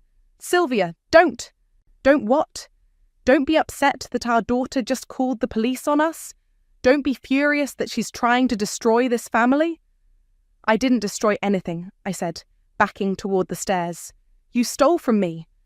We're your parents, Cadence shrieked. We don't steal from you. We make decisions for you. Like the decision to give my car away. Like the decision to lie to everyone about who bought it. Connor's dad cleared his throat. Maybe we should go. No, Connor said, pointing at me. This little psycho just got my girlfriend in trouble with the police. Over what? A piece of crap Toyota? That piece of crap Toyota cost me 2 years of my life. 2 years of working at a diner, Mum said with disgust. Acting like you're some kind of hero because you have a job. I worked every weekend while Cadence partied. I saved every dollar while she spent your money. And when I finally bought something for myself, you stole it. We didn't steal anything, Dad shouted. We made a family decision. Without asking me, without my permission, you took my car and gave it to her. Because she needed it more than you do. Based on what? The fact that she's your favourite. The words hung in the air like a slap. Nobody denied it. Cadence wiped her eyes, leaving black mascara streaks on her cheeks. You know what, Nicole? You're right. I am their favourite. You want to know why? Cadence, don't, Mum warned. No, she wants to know, so I'll tell her. You're bitter, Nicole. You're angry and jealous, and you make everyone around you miserable. You act like the world owes you something because you work at a diner. I work at a diner because nobody in this family ever gave me anything. We gave you a home. We gave you food and clothes, and you gave me the bare minimum while you gave her everything. Because she appreciates it, Mum yelled. Because she doesn't throw it back in our faces. I threw nothing back. I asked for nothing. I bought my own car with my own money. And look how that turned out, Connor said with a smirk. Now your whole family's going to jail because you couldn't share. Something snapped inside me.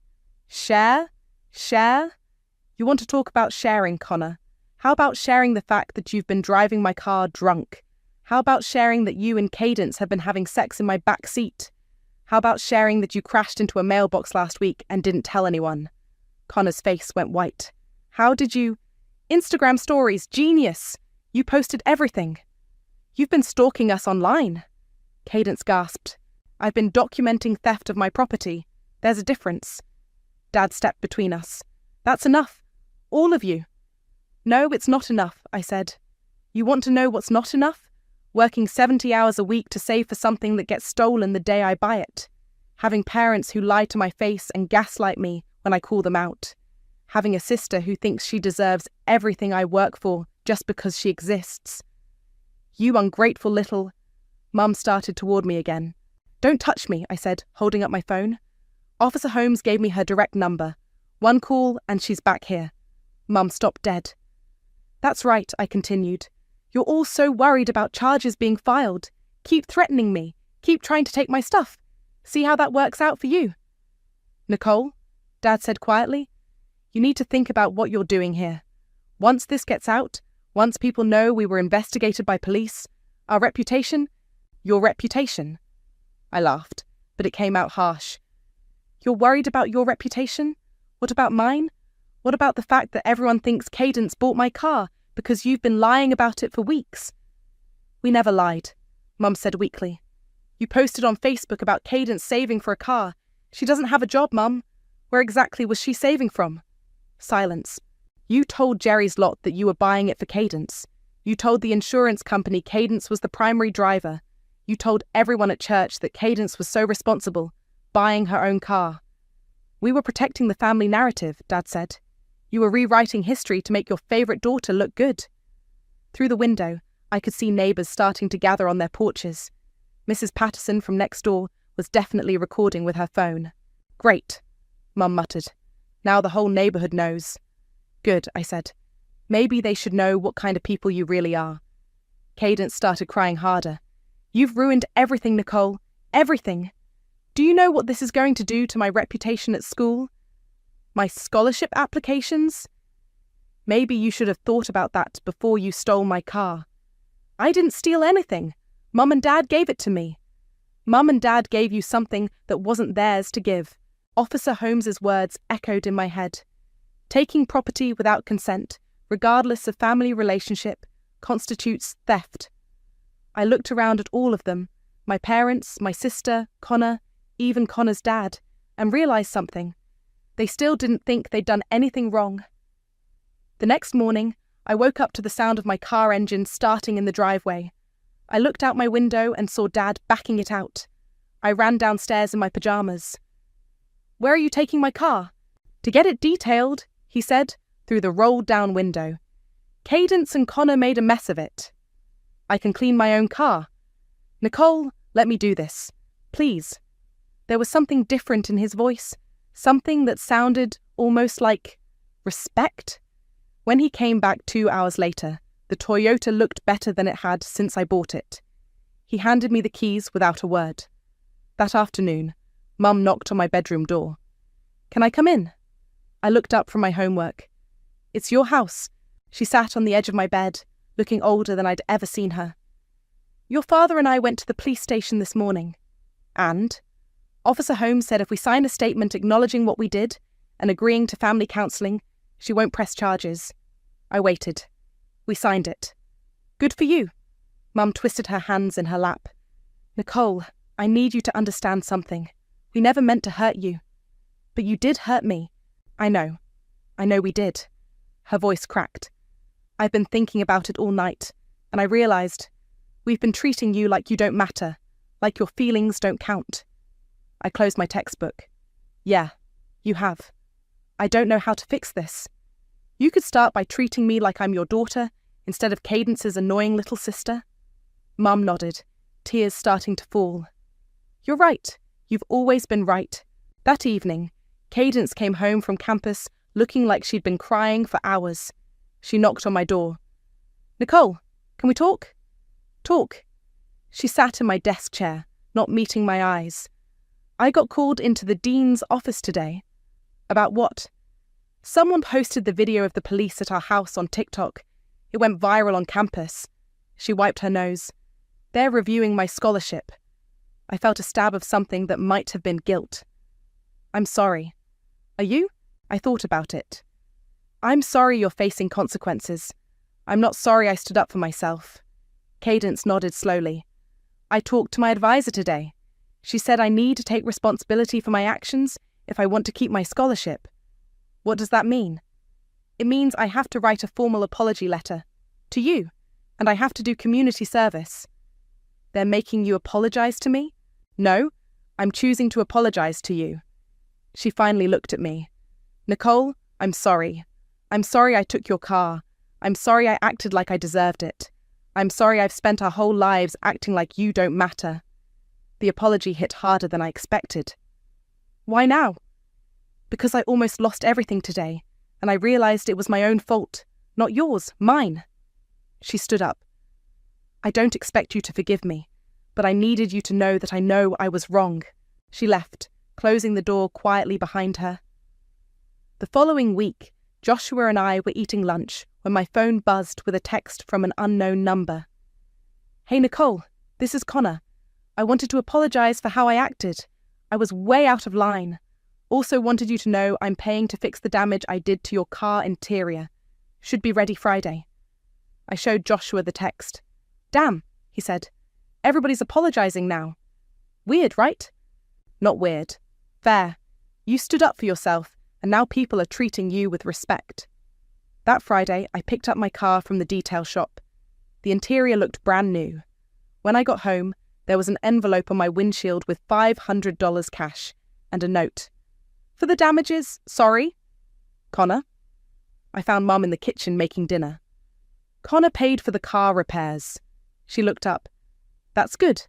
That's what should happen. Mum. Yeah? Are we going to be okay? As a family? She set down her wooden spoon and looked at me. Really looked at me. I hope so, Nicole. I really hope so. That night, I drove to the overlook outside town and parked. I sat in my car, watching the city lights twinkle below. My phone buzzed with a text from Dad. Proud of you for standing up for yourself. Should have happened a long time ago. I screenshot the text and added it to a new folder on my phone. This one wasn't labelled evidence. It was labelled progress. I started the engine and drove home, windows down, music up, finally understanding what freedom felt like. It felt like justice. It felt like being seen. It felt like winning. The acceptance letter was still warm from the printer when my mother crumpled it up and threw it in the trash. Computer science? She laughed, actually laughed, as she brushed imaginary dust off her hands. Gwendolyn, sweetheart, be realistic. That's not a career for girls like you. My name is Gwendolyn, and that moment, watching my full-ride scholarship to Stanford disappear into our kitchen garbage, was the day I learned exactly how much my family valued my dreams. Spoiler alert, it wasn't much. But Mom, it's a full scholarship. I wouldn't cost you anything. It's not about the money. Dad's voice cut through mine like a blade. He didn't even look up from his newspaper. Reed needs support for law school. Real support, not some fantasy about playing with computers. Reed, my younger brother by 4 years, currently sprawled across our living room couch in yesterday's clothes, controller in hand, completely oblivious to the conversation reshaping both our futures. The golden child who'd scraped through undergrad with a 2.8 GPA, while I graduated summa cum laude. Playing with computers? The words tasted bitter. Dad, I built the entire inventory system for your store, the one that increased your profits by 30% last year. That's different. That's helping family. Mom's smile was the kind that never reached her eyes. Which is exactly what you'll be doing now. Reed's LSAT scores are excellent. With the right support, he could get into Harvard Law. I wanted to point out that Reed's excellent LSAT scores came after 3 attempts and a very expensive prep course. I wanted to mention that my SAT scores were higher than his on the first try. I wanted to scream. Instead, I watched Reed pause his video game long enough to grab another energy drink from the coffee table. He finally noticed we were talking about him. What's going on? He asked, not bothering to sit up. Your sister's going to help fund your law school education, Dad announced, folding his newspaper with satisfaction. She's decided not to pursue college right now. Cool. Reed's attention was already back on his game. Thanks, Gwen. That was it. No questions about what I wanted, no acknowledgement of what I was giving up, just cool and thanks, like I'd offered to pick up his dry cleaning. We've already looked into it, Mom continued, pulling out a folder thick with printouts. There's a data entry position at the insurance company downtown, and the restaurant on 5th Street needs weekend help. Between both jobs, you should be able to contribute about $2,000 a month toward Reed's expenses. $2,000 a month? I did the math instantly, a skill that apparently made me perfect for data entry but not for computer science. Over 4 years, that was nearly $100,000, the same amount my Stanford scholarship would have covered. What about my acceptance letter? I asked quietly. Sweetheart, you can always go back to school later, Mom said, her voice dripping with false comfort. After Reed's established in his career, family comes first. I walked over to the trash can and pulled out my crumpled letter. The Stanford seal was smudged but still visible. Full ride, computer science program, my name printed in official university letterhead. I need some air, I said. Don't be dramatic, Gwendolyn. Dad's voice followed me to the door. This is what families do. We sacrifice for each other. I stepped outside into the evening air, still clutching my letter.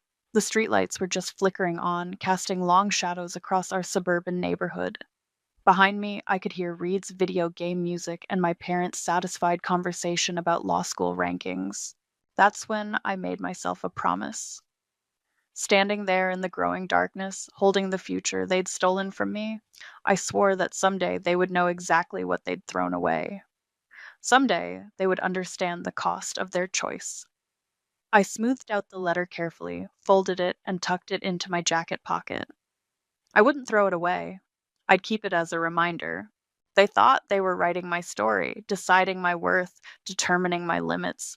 They thought I'd disappear quietly into the background, a supporting character in Reed's grand narrative. They had no idea what they'd just unleashed. 6 months later, I was living a double life I never asked for. Gwendolyn, table 12 needs their check, my manager called across the restaurant floor. It was 9 p.m. on a Saturday, and I'd already put in 8 hours at the insurance office that morning. I grabbed the receipt printer, my feet screaming in protest. The data entry job paid decent money, but sitting hunched over a computer for 8 hours straight was killing my back. The restaurant work was killing everything else. Here you go, I said, forcing a smile as I handed the check to a family of 4. The dad barely looked up from his phone. The mom was scrolling through social media. Their kids were absorbed in tablets. Just like Reed, I thought, then immediately pushed the comparison away. I couldn't afford to be bitter during work hours. I needed both these jobs. My phone buzzed with a text as I cleared their table. It was from Reed, naturally, a photo of him and his law school buddies at some upscale bar, drinks raised to the camera. The caption read, "Celebrating my internship at Morrison and Associates, thanks to everyone who believed in me." Everyone who believed in him. Right? Like the family that was funding his entire existence. Rough night? I looked up to see Vanessa sliding into the booth I was cleaning. My childhood friend looked polished and professional in her blazer and jeans, the kind of outfit I used to imagine wearing to my own job someday. "What are you doing here?" I asked, genuinely surprised. Vanessa worked in tech downtown and usually avoided this part of town. "Came to see you, obviously. When's your break?" "I don't really take breaks." "You're taking one now." She waved at my manager. "Hey, Mike, I'm stealing your best waitress for 10 minutes. Mike nodded absently.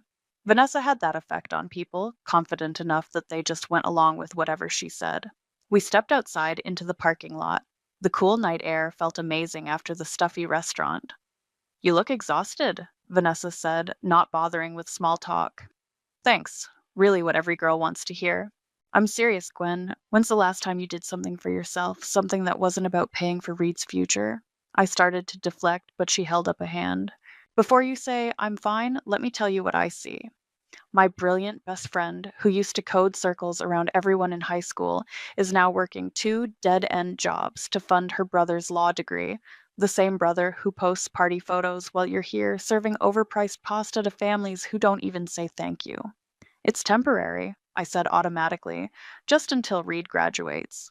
That's 4 years, Gwen. 4 years of your life. Family comes first. I repeated my parents' words, but they sounded hollow even to me. Vanessa pulled out her phone and showed me a job posting. My company is looking for freelance developers, remote work, flexible hours. The pay is actually decent. I stared at the screen. I haven't coded in months. I wouldn't even know where to start. Yes, you would. Remember the inventory system you built for your dad's store? That was solid work. Better than half the stuff we see from people with computer science degrees. I can't. I don't have time. You're already working 16-hour days. What's a few more hours if they're actually building towards something? I handed her phone back. My parents would kill me if they found out I was doing side work instead of focusing on Reed's expenses. So don't tell them. The words hung in the air between us. Don't tell them. It sounded so simple, so obvious, and yet so impossible. Think about it, Vanessa said, checking her watch. I have to run, but I'm sending you some beginner freelance sites. Just look at them. See what's out there. She hugged me quickly and headed to her car, leaving me standing in the parking lot with a head full of dangerous possibilities. Back inside, I finished my shift on autopilot, took orders, served food, cleaned tables, smiled at customers who barely acknowledged my existence. But Vanessa's words kept echoing in my head. At home, I found Reed sprawled across the kitchen table, law books scattered everywhere. He looked up when I walked in. Hey, can you keep it down tonight? I have a big exam tomorrow and I really need to focus. I stared at him. I just worked a 16-hour day to pay for those law books, and he was asking me to keep it down in my own house. Sure, I said quietly. No problem. In my room, I opened my laptop and stared at the blank screen. Then I opened my email and found Vanessa's message with the freelance links. Just looking couldn't hurt, right? 3 months of secret coding later, I was making more money in my spare bedroom than at both my day jobs combined. Gwendolyn, you look tired, Mom said, setting down her coffee cup at our monthly family dinner. Are you getting enough sleep? I'm fine, I lied, cutting into my chicken. The truth was, I'd been up until 3 a.m. finishing a website for a small business in Portland.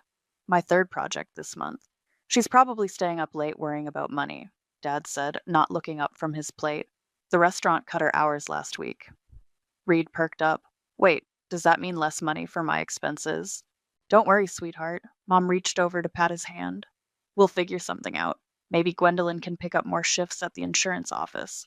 I bit my tongue. The restaurant hadn't cut my hours. I'd requested fewer shifts so I could take on more freelance work, but I couldn't exactly explain that. Actually, Reed continued, I wanted to talk to you guys about something.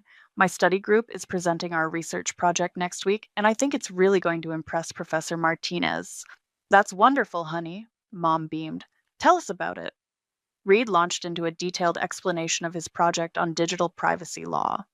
As he talked, something nagged at me. The structure, the arguments, even some of the specific examples sounded familiar. Then it hit me. Reed, I interrupted, can you send me a copy of your presentation? I'd love to read it. Why? He looked suspicious. I'm proud of you. I want to see what you've been working on. His expression softened. Yeah, okay. I'll email it to you tonight. 2 hours later, I was staring at my laptop screen in complete disbelief. Reed's research project was my portfolio piece from 6 months ago, the one I'd written about data protection laws for a client's website. He'd changed maybe 10% of the content and slapped his name on it. My phone rang. Vanessa. Hey, how was family dinner? She asked. Reed plagiarized my work. What? I explained the whole thing while pacing around my room. He literally copied my research and is presenting it as his own project to his law professor. That's insane. Are you going to confront him? With what proof? I can't exactly show him my freelance portfolio without explaining why I have one. Gwen, this is getting ridiculous. You're working yourself to death to pay for his education, and he's stealing your work to get better grades. I know, but nothing. You need to tell your parents what's really going on. The next morning, I was still debating what to do when I overheard a conversation that made the decision for me. I'd come home early from the insurance office. They'd given me the afternoon off and found Mom on the phone in the kitchen. She was talking to her sister, Aunt Patricia. Oh, Reed is doing so well, Mom was saying. His professors are very impressed. Just last week, he presented this brilliant research project on digital privacy law, completely original work. I froze in the hallway. Yes, he's always been the smart one. Mom continued. Thank goodness we made the right choice about college funding. Poor Gwendolyn just wasn't cut out for academic work. She's much better suited to her current jobs. Actually, Mom's voice dropped to a conspiratorial whisper. Reed's professor was so impressed that he's recommending Reed for a summer internship at a top firm. The connections Reed is making will set him up for life. I backed away from the kitchen, my heart pounding. Reed was getting opportunities based on my stolen work, while Mom told relatives I wasn't smart enough for college. That evening, Reed bounded into the house with a huge grin. Guess what? He announced to the family. Professor Martinez loved my presentation so much that he's putting me in touch with his friend at Davidson and Associates. They might have a summer position for me. That's incredible. Dad actually stood up to shake Reed's hand. I'm so proud of you, son. This calls for a celebration, Mom said, already reaching for her phone. I'll make reservations at Romano's. The expensive place? I asked. Of course, this is a special occasion. Mom looked at me expectantly. You don't mind covering dinner, do you? It's for Reed's future. I stared at them. My parents wanted me to pay for a celebration dinner honoring my brother's success built on my stolen work. Actually, I said slowly, I do mind. The room went silent. Dad lowered his newspaper. Mom stopped scrolling through her phone. Reed looked genuinely confused. Excuse me? Mom's voice was dangerously quiet.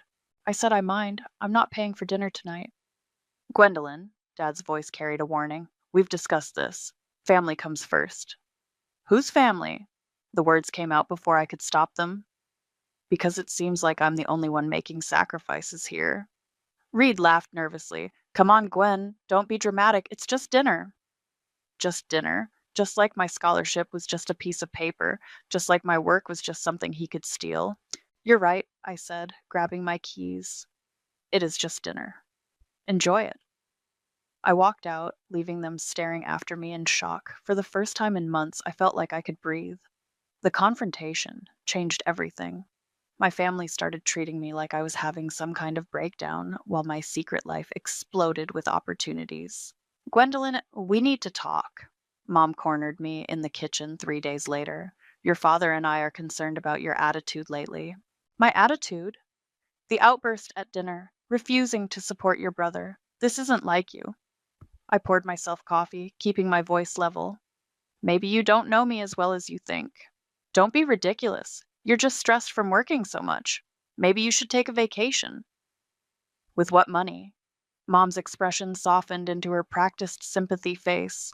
Sweetheart, I know this is hard, but Reed's internship could lead to amazing opportunities. The connections he's making, based on work he stole from me. The words slipped out before I could stop them. Mom blinked. What are you talking about? Nothing. Forget it. But she was already shaking her head. You're being paranoid, Gwendolyn. Reed would never what? Never take credit for something he didn't do? That's enough. Dad appeared in the doorway, fully dressed for work. I won't have you undermining your brother's achievements because you're jealous. Jealous. The word hit like a slap. I'm not jealous, Dad. I'm tired. Then maybe you should focus on your own responsibilities instead of tearing down Reed's success. I grabbed my laptop bag and headed for the door. I have to get to work. Both jobs? Mom called after me, something like that. What they didn't know was that I'd quit the restaurant 2 weeks ago. My freelance income had tripled and I was getting requests faster than I could handle them. But I still left the house at the same times, maintaining the illusion of my double shifts while actually working from coffee shops and the library. At Starbucks downtown, I opened my laptop and found 17 new messages, 3 project inquiries, 2 completed payment notifications, and 12 emails about something that made my heart race. Vanessa had recommended me for a major contract with her company. They needed someone to rebuild their entire client management system. The pay was more than I made in 6 months at my day jobs combined. My phone buzzed with a text from her. Coffee in 20, I have news. 20 minutes later, she slid into the seat across from me, practically vibrating with excitement. They want to meet you, she said without preamble. Who? My boss. The whole development team. They looked at your portfolio samples and they're impressed. Really impressed. I stared at her. Vanessa, I can't. If my family finds out. Finds out what? That you're incredibly talented? That you're making more money than Reed ever will as a first-year lawyer? They'd never forgive me for lying. They'd never forgive you for succeeding, you mean? Before I could respond, my phone rang. Reed's name flashed on the screen. I have to take this, I told Vanessa, then answered. Hey, Gwen, thank God, I need a huge favor. What kind of favor? I'm supposed to give a presentation to some potential employers next week, and I'm completely swamped with other coursework. Could you help me research some stuff? You're really good at that kind of thing. I looked at Vanessa, who was watching my face with growing concern. What kind of research? I asked. Just some background on corporate law trends. Nothing too complicated. I'll send you the outline. Nothing too complicated, like the simple research project he'd already stolen from me. Reed, I'm really busy with work right now. Come on, it's just a few hours and it's for my career. What about my career? He laughed. Your career? Gwen, you work data entry and wait tables. This is different. This is important. The line went quiet. I could hear him breathing, waiting for me to cave like I always did. Send me the outline, I said finally. I'll see what I can do. You're the best. I owe you big time. I hung up and looked at Vanessa, who was shaking her head. Please tell me you're not actually going to help him. I'm going to help him, I said slowly, but not the way he thinks. What do you mean? I opened my laptop and pulled up the contract offer from Vanessa's company. The numbers were staggering. More money than my parents made in a year, more than Reed would make his first 3 years out of law school. I mean, it's time to stop hiding. You're going to tell your family? Not yet, but I'm going to take this contract. And when Reed asks for help with his presentation, I'm going to give him exactly what he deserves. Vanessa grinned. I like the sound of that. There's something else, I said, scrolling through my emails. I got a message from someone at the university. They want to discuss funding opportunities for underrepresented students in tech. A scholarship program? Something like that. I closed my laptop and looked at her. I think it's time to start building something bigger than just my own success. Revenge? Justice. Reed's graduation was 3 weeks away when my parents ambushed me with their latest demand. We need to talk about Reed's graduation gift, Mom announced, spreading brochures across the kitchen table like she was planning a military operation. I looked down at the glossy pages. Rolex watches, BMW lease agreements, a vacation package to Europe. These are expensive? I said carefully. Well, of course they are. This is a once-in-a-lifetime achievement. Dad tapped the Rolex brochure. This one seems appropriate. It's what successful lawyers wear. How much? 15,000. But think of it as an investment in Reed's future. $15,000. I just signed the contract with Vanessa's company for 30,000, but my parents didn't know that. As far as they knew, I was still scraping by on my 2 regular jobs. I don't have $15,000, I said. You could get a loan, Mom suggested, or we could set up a payment plan. A payment plan for a watch? It's not just a watch, Gwendolyn. It's a symbol. Reed needs to look the part when he starts interviewing at top firms. I stared at them. You want me to go into debt to buy Reed a luxury watch. We want you to support your brother's success, Dad corrected, the way families do. What about my success? The question hung in the air. Mom and Dad exchanged glances. Sweetheart. Mom's voice took on that patronizing tone I'd grown to hate. We know you're doing your best, but Reed's achievements are different. They're going to benefit the whole family. How exactly do they benefit me? Well, Dad cleared his throat. When Reed's established in his career, he'll be able to help you, maybe get you a better job. Administrative work at his firm, perhaps. Administrative work. After everything I'd sacrificed, they saw my future as answering phones at Reed's law office. I'm not buying the watch, I said. Gwendolyn, I'm not buying the watch, the car, or the vacation. I'm done.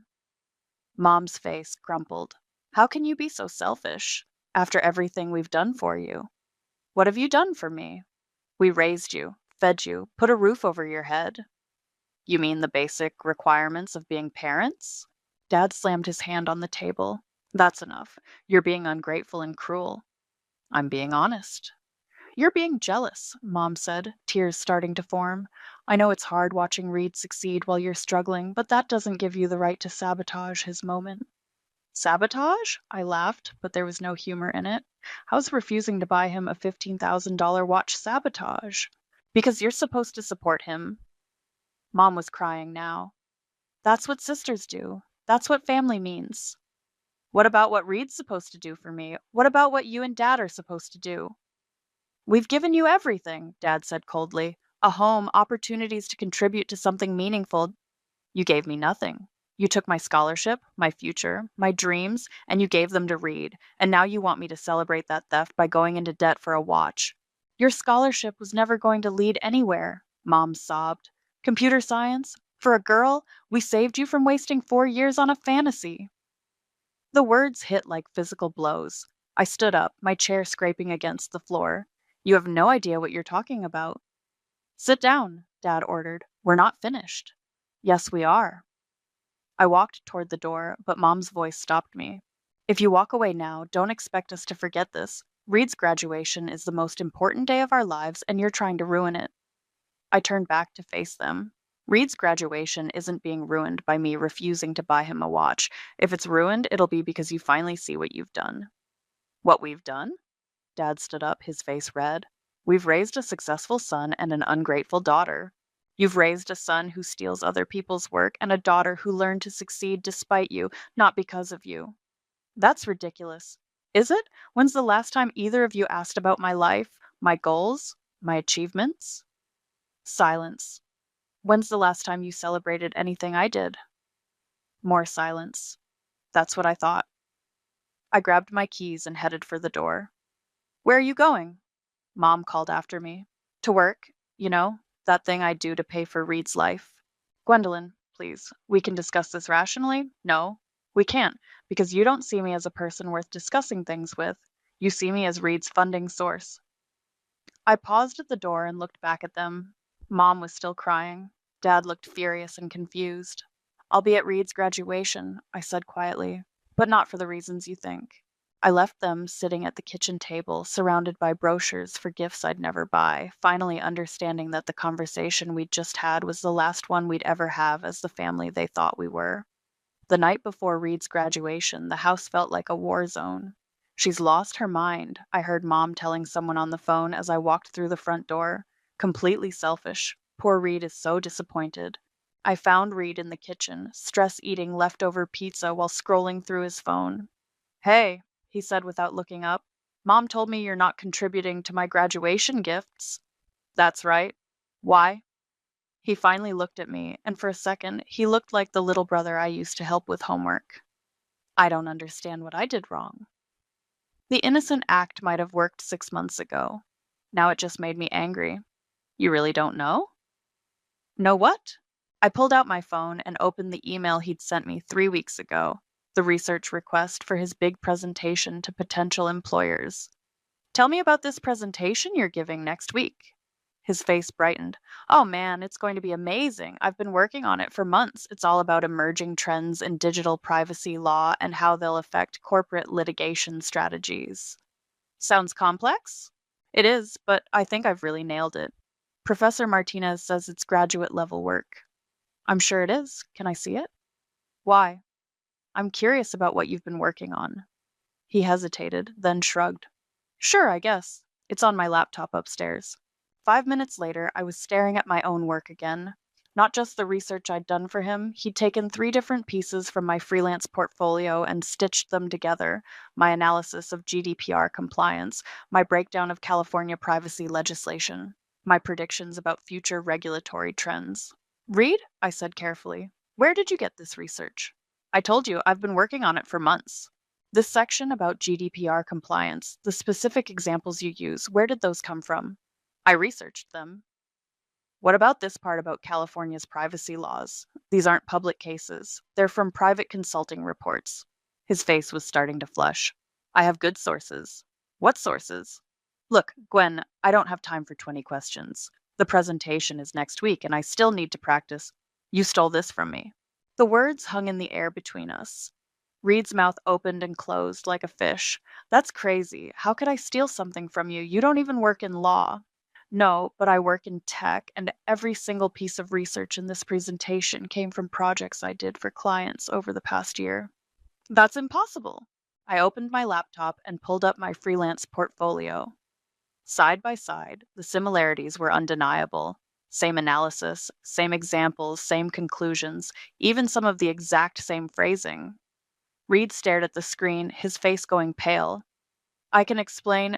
Explain what? How you've been stealing my work for months? How you built your entire law school reputation on research I did? It's not like that. Then what is it like?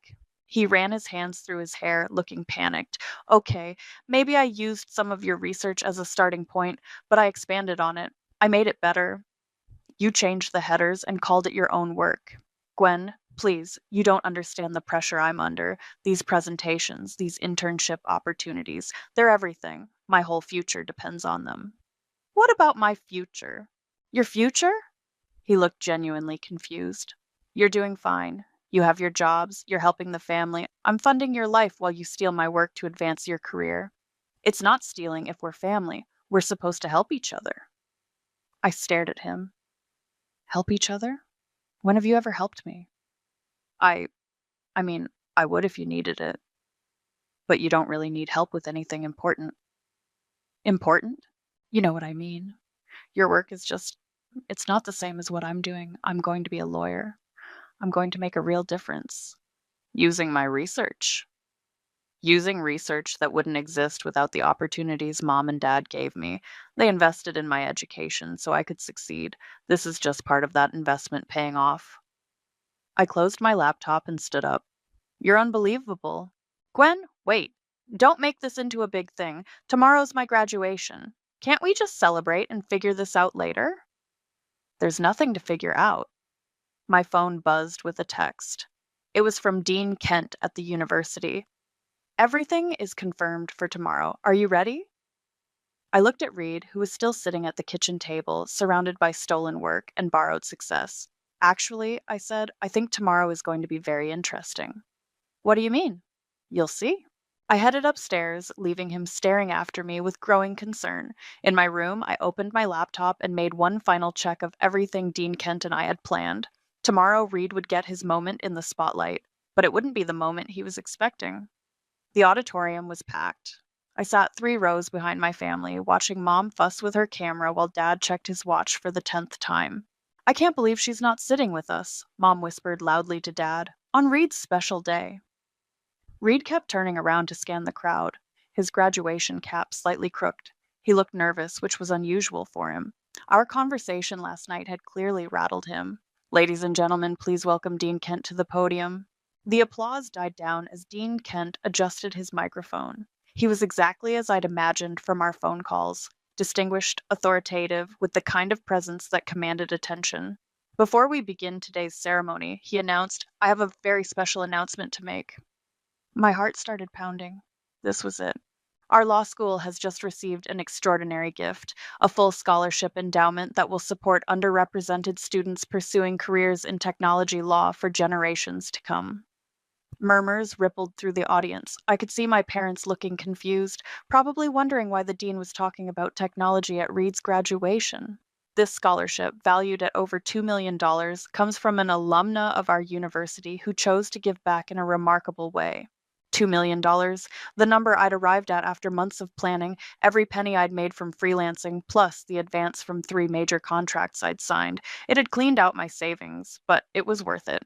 The donor specifically requested that we announce this scholarship today at this ceremony because she believes in the power of education to transform lives. Dean Kent paused and looked directly at me. Ladies and gentlemen, I'd like you to meet the founder of the Gwendolyn Ross Technology Law Scholarship, Miss Gwendolyn Ross herself. The spotlight hit me like a physical force. The entire auditorium turned to look at me as I stood up, my legs shaking. Miss Ross, would you please join me on stage? The walk down the aisle felt like it took forever. I could hear whispers, gasps, the sound of my mother's sharp intake of breath. Reed's face was white as a sheet.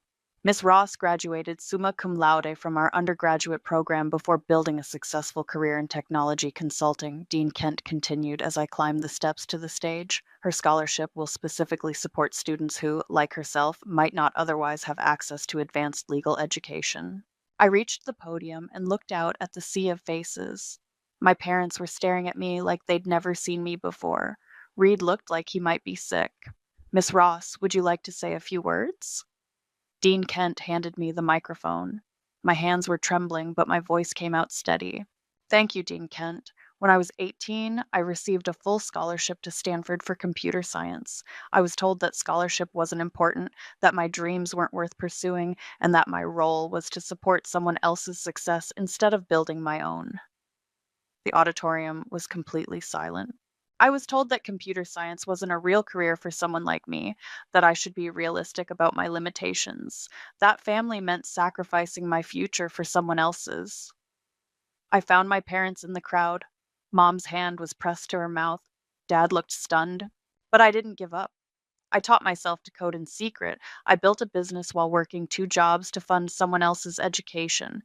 And today, that business is successful enough to endow this scholarship so that other students won't have to choose between their dreams and their family's expectations. The applause started slowly, then built to a roar. People were standing up, clapping, some wiping their eyes.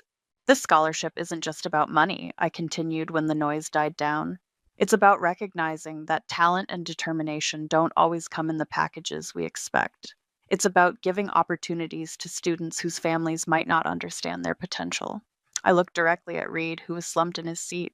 And it's about proving that success built on stolen work and borrowed achievements isn't success at all. Real success comes from your own effort, your own talent, your own integrity. The applause was deafening now. I could see reporters in the back taking notes, cameras flashing, people recording with their phones. Dean Kent took the microphone back. The first recipient of the Gwendolyn Ross Technology Law Scholarship is Miss Olive Martinez, who will be joining us this fall.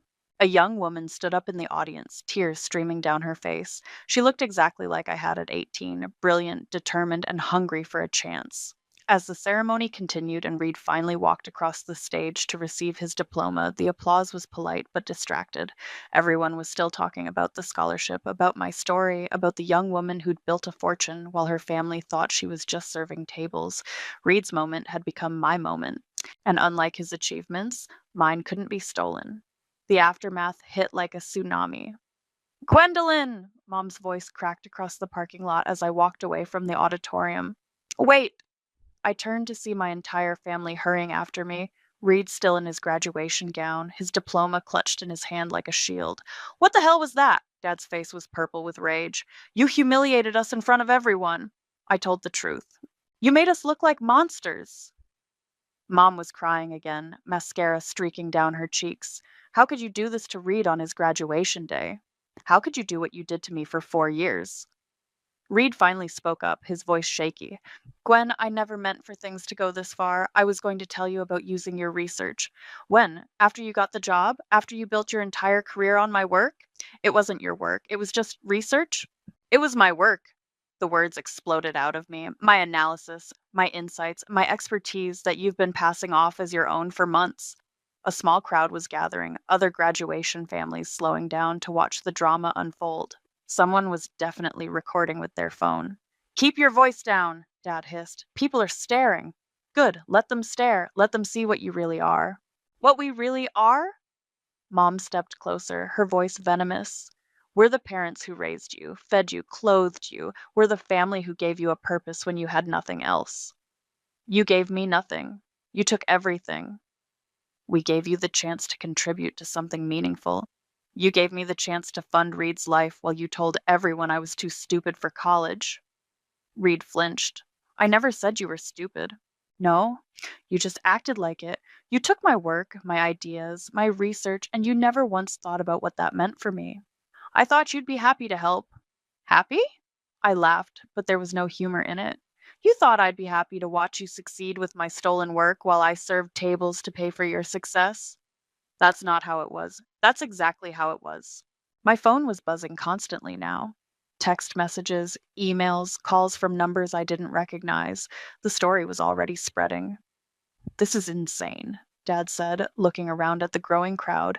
You've lost your mind. All this over some computer nonsense? Computer nonsense that just endowed a $2 million scholarship. The number hit them like a physical blow. Mom actually staggered. 2 million? Reed's voice was barely a whisper. You have $2 million? I had $2 million. Now I have the satisfaction of knowing that students like Olive won't have to choose between their dreams and their family's expectations. You gave away $2 million out of spite? Dad looked like he might have a heart attack. I gave away $2 million to make sure other people get the chances you stole from me. We didn't steal anything from you? Mom was screaming now, completely beyond caring who heard. We made a practical decision. We invested in the child who could actually succeed. The child who succeeded by stealing from the child you threw away? Reed dropped his diploma. It fluttered to the asphalt like a wounded bird. I'm sorry, he said quietly. I'm really sorry, Gwen. I didn't know. You didn't want to know. There's a difference. Vanessa appeared at my elbow, slightly out of breath. The reporters want to talk to you. Are you ready? I looked at my family one last time. Mom was still crying. Dad looked broken. Reed was staring at his diploma on the ground. I'm ready. Gwendolyn, please. Mom reached for my arm. Don't do this. We can fix this. We can be a family again. I gently pulled away from her grip. We were never a family, Mom. We were just people who lived in the same house while you invested everything in Reed and expected me to be grateful for the scraps. That's not true. It is true. And now everyone knows it. I walked away with Vanessa, leaving them standing in the parking lot surrounded by strangers with cameras. Any regrets? Vanessa asked as we reached her car. I pulled out my phone and opened the message from Olive Martinez. Thank you for giving me the chance my family never would. I won't waste it. None, I said. Not a single one. Behind us, I could hear Mom calling my name one last time, but I didn't turn around. I'd spent 4 years looking back, waiting for them to see me, to value me, to treat me like I mattered. I was done waiting. The future I was building now belonged entirely to me. You need to pay for Marcus's wedding, all of it. My mother's words hit me like a slap across the face.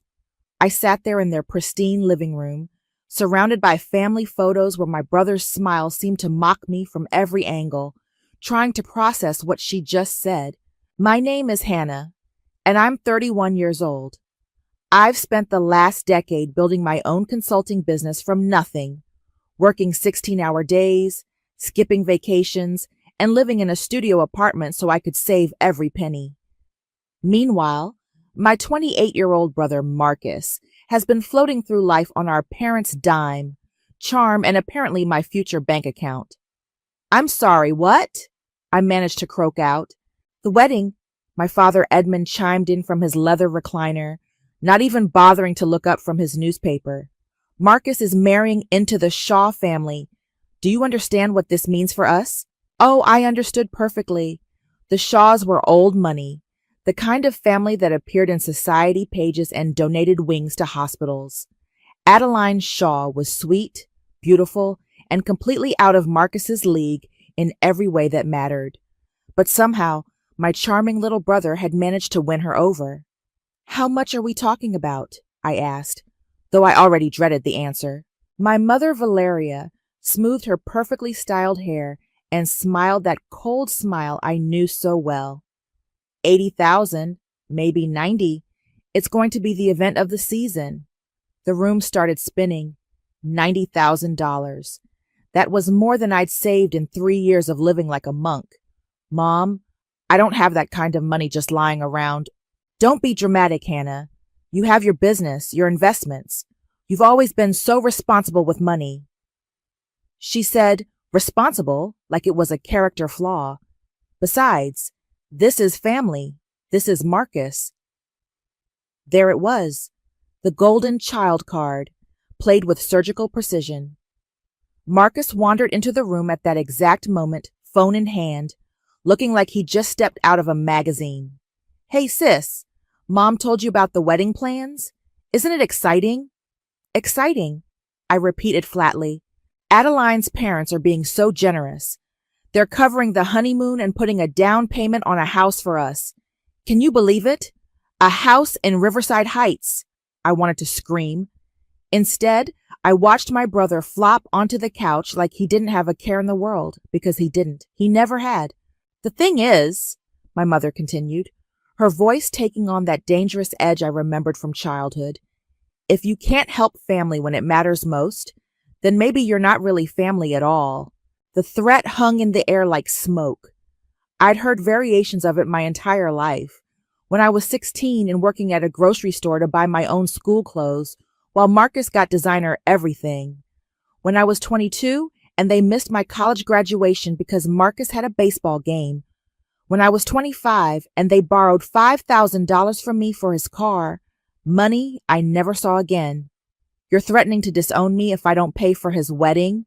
We're not threatening anything, my father said, finally looking up. We're simply saying that family takes care of family. If you can't do that, he shrugged, letting the sentence hang unfinished. Marcus looked up from his phone, seeming to notice the tension for the first time. Wait, what's going on?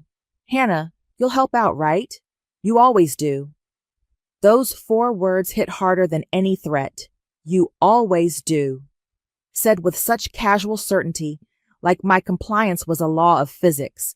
I looked around the room at these people who shared my DNA, but felt like strangers. My mother, already mentally spending money I hadn't agreed to give. My father, hiding behind his newspaper and his cowardice.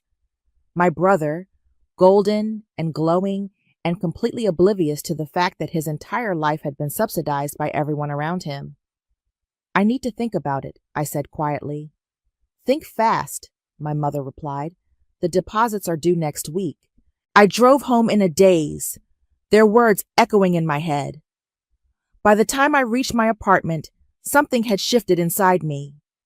Something fundamental had cracked, and through that crack, a new thought was growing. They expected me to pay. They expected me to smile and write the check and fade back into the wallpaper like I always did. But what if I didn't? What if, for once in my life, I played their game better than they did? I pulled out my phone and scrolled to a contact I hadn't called in months. Michael Ross, my law school friend who'd become a contracts attorney. If I was going to do this, I was going to do it right. Michael, it's Hannah. I need a favor, a big one. You want to do what? Michael's voice crackled through my phone speaker as I paced around my apartment. I want to give them exactly what they're asking for, I said, pulling out a notepad. But on my terms. Hannah, slow down. Start from the beginning. I told him everything. The demand, the threats, Marcus's casual entitlement. When I finished, Michael was quiet for a long moment. So you want to structure this as a loan instead of a gift? With interest, market rate, full documentation, the works. And they don't know? They're getting their money. What more do they need to know? Michael laughed, but it wasn't a happy sound. You realize this could blow up spectacularly? It's going to blow up anyway. At least this way I'm holding the dynamite. The next morning I called my mother back. I'll do it, I said simply. The relief in her voice was almost insulting. Oh, Hannah, I knew you'd come through. You always do. Marcus will be so... I need to handle all the vendor payments directly. For tax purposes. Of course. Whatever you need. I'll send you the list. Within an hour, my email was flooded with vendor contacts, venue details, and a budget that made my stomach turn. $93,000 for one day. I'd seen people buy houses for less. I started making calls. Riverside Country Club? This is Hannah calling about the Watts Shaw wedding reception. I need to discuss payment terms. Certainly, Miss Watts. We have the deposit from your parents, but the balance will be paid by me directly. I'll need all invoices in my name, and I'll require detailed receipts for everything. The wedding planner, a woman named Crystal, with a voice like sugar-coated steel, was thrilled to have someone who actually answered her calls. Your mother has been difficult to reach, she said diplomatically, but you seem much more organized. I handle all the family's financial matters, I lied smoothly. Just send everything to me from now on. By the end of the week, I had control of every vendor, every payment, every detail. My parents thought I was being helpful. They had no idea I was building a paper trail that would make the IRS weep with joy. Michael and I met for coffee on Saturday to review the contracts he drafted. This is bulletproof, he said, sliding the documents across the table. Loan agreement, payment schedule, interest calculations. If they sign this, they're legally obligated to pay you back every penny. What if they refuse to sign? Then you don't pay for the wedding. Simple as that. I stared at the papers. They're going to lose their minds. Probably. Are you sure you want to do this? Before I could answer, my phone buzzed. A text from Marcus. Heard you're handling everything. You're the best sister ever. Yeah, I said, pocketing my phone. I'm sure. That evening, I drove to my parents' house for what they thought was a planning dinner. Marcus was there with Adeline, who looked like a fairy tale princess even in jeans and a sweater. Hannah! Adeline jumped up and hugged me. Thank you so much for everything you're doing. This is all so overwhelming. It's nothing, I said, meaning it in ways she couldn't imagine. We spent an hour going over details. The flowers, the menu, the band. My mother held court like she was planning a royal wedding, taking credit for every decision. The Shaws are so impressed with our attention to detail, she gushed. Remington Shaw actually called me personally to discuss the arrangements. What did she say? I asked. Oh, just how wonderful it is that we're so invested in making this perfect for the children. She said it shows real family values. Marcus grinned. Mr. Shaw is talking about bringing me into his investment firm after the honeymoon. This could change everything for us. For you, I corrected quietly. What? Nothing. Just thinking out loud. As the evening wound down, I pulled out the loan documents. I just need you both to sign these. Standard paperwork for the payments. My father barely glanced at them before scribbling his signature. My mother was too busy showing Adeline wedding dress photos on her phone. What are these exactly? Marcus asked, actually reading for once. Just acknowledgement that I'm covering the costs, I said smoothly. For insurance purposes. He shrugged and signed. Just like that, it was done. $93,000 in legal binding debt. Signed and witnessed. I was walking to my car when I heard voices from the kitchen window. My parents, talking in low, excited tones. Can't believe how easy that was, my mother was saying. She's so predictable, my father replied. Always has been. The Shaws think we're this generous, successful family. If only they knew Hannah's just doing what she's supposed to do. My mother laughed. She'll do anything for us. She always does. It's almost pathetic how desperate she is for approval. I stood frozen in the driveway, keys in my hand, listening to them mock the daughter who just signed away her life savings for their social climbing. Something cold and sharp settled in my chest. They thought I was pathetic. They thought this was easy. I pulled out my phone and hit record, then walked closer to the window. We should probably thank her more, my father was saying. Why? She's getting what she wants. She gets to feel important, needed. It's win-win. And if she ever gets difficult? Please. Hannah's never stood up to us in her life. She wouldn't know how. I stopped recording and walked back to my car, my hands surprisingly steady. They were right about one thing. The old Hannah wouldn't know how to stand up to them. But she was gone now. The engagement party was held at the Shaw family's estate, and walking through their front door was like stepping into a different world. Crystal chandeliers, marble floors, and oil paintings that probably cost more than my car. Hannah! Adeline appeared at my elbow, radiant in a cream-colored dress. I'm so glad you're here. Come meet my mother properly. She led me to a woman who looked like an older version of Adeline, all elegant bones and perfect posture. Remington Shaw extended a manicured hand. You must be the sister we've heard so much about, she said, her smile warm but assessing. Adeline tells me you're handling all the wedding arrangements. Just helping out where I can. How generous of you. It's refreshing to see such family devotion. Her eyes flicked past me to where my parents were holding court near the bar. Your parents seem quite enthusiastic about the union. There was something in her tone that made me look closer. They're excited, yes. Of course. Though I must admit I'm curious about the financial arrangements. It's unusual for the bride's family to handle so little of the expense. My stomach dropped. I'm sorry. Oh, don't misunderstand me. We're perfectly capable of contributing more. But your mother was quite insistent that your family had everything covered. She seemed almost proud of it. Across the room, I could see my mother gesturing grandly to a group of guests, probably spinning tales about our family's generosity and success. Mrs. Shaw, what exactly did my mother tell you? That your family was handling the entire reception as a gift to the young couple. She mentioned something about a family business doing exceptionally well. Remington's smile grew cooler. I hope I haven't misunderstood something. Before I could answer, Marcus appeared with a champagne flute in each hand. Mom Shaw, are you grilling my sister? He laughed, but I caught the nervous edge. Hannah's being way too modest. She's basically funding this whole thing herself. Herself? Remington's eyebrows rose slightly. Yeah, she's got this consulting business that's just killing it. She insisted on paying for everything, said it was her gift to us. I watched Remington's expression shift as she processed this information. My parents had let her believe they were wealthy benefactors, when in reality, their unmarried daughter was footing the bill. How interesting, she said finally. Marcus, oblivious to the undercurrents, kept talking. Hannah's always been the responsible one. Ever since we were kids, she's been taking care of everyone else. It's just who she is.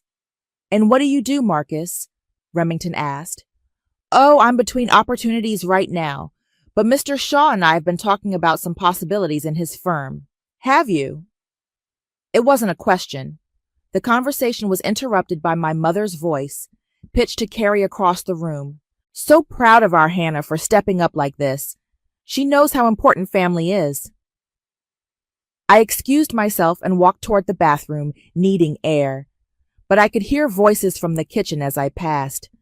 Seems like a lovely girl, but I'm concerned about the dynamic. What do you mean, dear? That was Mr. Shaw. The sister is paying for everything while the groom does. What exactly? And the parents are taking credit for generosity that isn't theirs. You think there's something off about the family? I think there's something off about the arrangement. A successful woman in her 30s, unmarried, funding her younger brother's lavish wedding. It feels unhealthy? That's one word for it. I slipped into the bathroom and stared at myself in the mirror. Even the Shaws could see what I'd been blind to for years. The dysfunction was so obvious that strangers were picking up on it within hours. When I came back out, I found Marcus cornering Adeline near the stairs. Need to talk to your parents about the trust fund thing, he was saying in a low voice. Marcus, we've discussed this. They want to see how you handle responsibility first. But I am being responsible. I'm getting married, starting a family. What more do they want? Maybe a job? Adeline's voice had an edge I'd never heard before. That's not fair. You know the market is tough right now. The market's been tough for 3 years, Marcus. I started to back away, but Marcus spotted me. Hannah, perfect timing. Tell Adeline how hard I've been working on the wedding planning. Have you been working on it? I asked. He blinked. Well, I've been involved. I picked the band. You picked the band? Okay, I approved the band. Same thing. Adeline looked between us, something shifting in her expression. Marcus, what exactly have you done for this wedding besides show up to taste cake? That's not... Hannah's got it handled. She's good at this stuff. And what are you good at? The question hung in the air like a challenge. Marcus opened and closed his mouth, looking for an answer that wouldn't come. I should go, I said quietly. No, stay. Adeline's voice was firm. I think we need to have an honest conversation about expectations. But before anyone could say another word, my mother's voice cut through the tension. Hannah, there you are. Come meet the Hendersons. I was just telling them about your little business. My little business. The one funding their social climbing. I looked at Marcus, still speechless. At Adeline, whose fairy tale was developing cracks. At my mother, beckoning me over to perform my role as the successful daughter who made all their dreams possible. Actually, I said, loud enough for everyone nearby to hear, I think I've met enough people for one night. And I walked out, leaving my family to explain my absence however they wanted. The real explanations would come later. Michael's law office smelled like leather and coffee, a combination that usually calmed me. Today, it just made me more anxious as I watched him review the final contract documents. This is airtight, he said, tapping the papers with his pen. Every payment documented, every receipt cataloged, interest calculated to the penny. If they try to claim this was a gift, they'll lose in court. What about the recording? That's your insurance policy, proof of their intent to manipulate you, their threats of disownment. Any judge would see this as coercion. I stared at the stack of papers that represented my entire savings account. I can't believe I'm actually doing this. You can still back out, call it off, demand they find another way to pay for the wedding, and let them disown me for real? No, I'm tired of being their backup plan. My phone buzzed. A text from my mother. Need to discuss seating arrangements. Come by tonight. Speaking of backup plans, I muttered, showing Michael the message. You sure you're ready for this? Before I could answer, my phone rang. Remington Shaw's name appeared on the screen. Mrs. Shaw? Hannah, I hope you don't mind me calling directly. I got your number from Adeline. Of course not. Is everything okay? I was hoping we could meet for coffee. There are some things about the wedding arrangements I'd like to discuss privately. My pulse quickened. When were you thinking? This afternoon, if you're available. The Riverside Cafe on Main Street. 2 hours later, I sat across from Remington Shaw, watching her stir sugar into her coffee with surgical precision. I'll be direct, she said. I'm concerned about this wedding. Concerned how? About the financial dynamics in your family. About Marcus's readiness for marriage. About whether my daughter is making a mistake. I chose my words carefully. What makes you think she might be? A 31-year-old woman doesn't typically fund her younger brother's wedding unless there's significant pressure involved. And from what I observed at the engagement party, that pressure seems to come from your parents. Mrs. Shaw, please call me Remington. And please be honest with me. Are you paying for this wedding because you want to, or because you have to? I stared into my coffee cup, weighing my options. This woman could be an ally or an enemy, depending on what I said next. Both, I said finally. She nodded slowly. I thought so. And Marcus? What's his contribution to this union besides charm? You'd have to ask him that. I have. The answers weren't encouraging. She leaned forward. Hannah, I need to know if my daughter is marrying into a family that will support her or exploit her. What do you mean? I mean, if your parents are willing to financially manipulate one daughter, what will they expect from their daughter-in-law? If Marcus can't even contribute to his own wedding, how will he contribute to a marriage? The questions hung between us like landmines. I can't answer that for you, I said. No, but you can tell me what you're really planning. I looked up sharply. Excuse me? You're not the type of woman who gets pushed around without a plan. I've built a business from nothing, just like you have. I recognize the look of someone who's done being underestimated. For a moment, we just stared at each other. Then Remington smiled. Whatever you're planning, I want you to know that I won't stand in your way. My daughter deserves to know what kind of family she's marrying into. And if what she learns changes her mind about the wedding, then better she learns it now than after the divorce. That evening, I drove to my parents' house with a new sense of purpose. The seating chart was spread across their dining room table like a battle plan. Finally, my mother said without looking up, we need to figure out where to put your grandmother. She can't sit with the Shaws. You know how she gets. How does she get? Honest, my father muttered from his chair. She asks too many questions, my mother continued. Always has. We'll put her with your cousins in the back. The back? It's not the back, it's just not the front. The important people need to be visible. I looked at the chart. The Shaws had prime real estate near the head table. My parents had positioned themselves strategically among the most influential guests. I was relegated to a table with distant relatives and family friends. Where's Marcus sitting? At the head table, obviously, with Adeline and the wedding party. And me? You're not in the wedding party, Hannah. We've been over this. Right, because I'm just paying for it. My mother's head snapped up. What's that supposed to mean? Nothing. Just making an observation. You've been acting strange lately, ever since the engagement party. People have been asking questions. What kind of questions? About your attitude. About why you left early. The Hendersons said you seemed upset. Maybe I was upset. About what? You're getting everything you wanted. You get to be the generous sister, the successful businesswoman. You should be grateful. Grateful? Yes, grateful. Not everyone gets to be part of something this important. I stared at her. This woman who had raised me to believe that my worth was measured by my usefulness to others. You're right, I said finally. I should be grateful. Good. Now about the flowers. I am grateful for the opportunity to finally see things clearly. Something in my tone made her look up again. What do you mean? Nothing, Mom. Just that this wedding is going to be everything you hoped for. And it would be.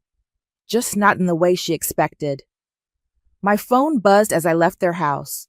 A text from Michael. Everything ready on my end. You sure about the timing? I typed back, the wedding toast, in front of everyone. No going back after that. Good, I replied.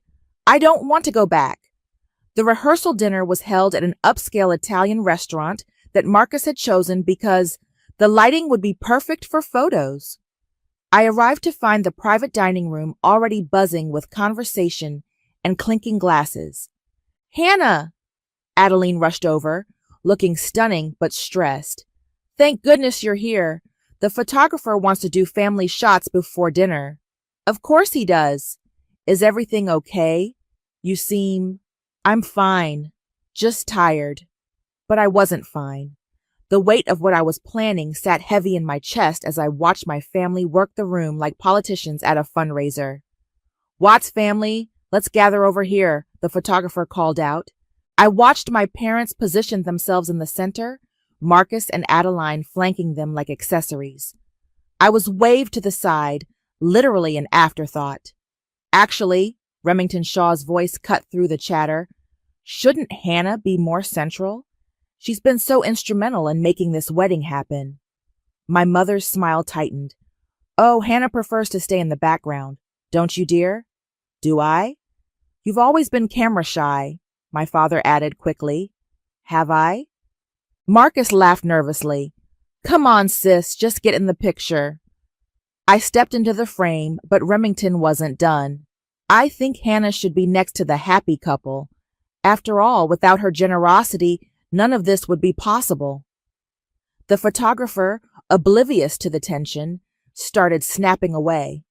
Beautiful family, such love and support. If only he knew.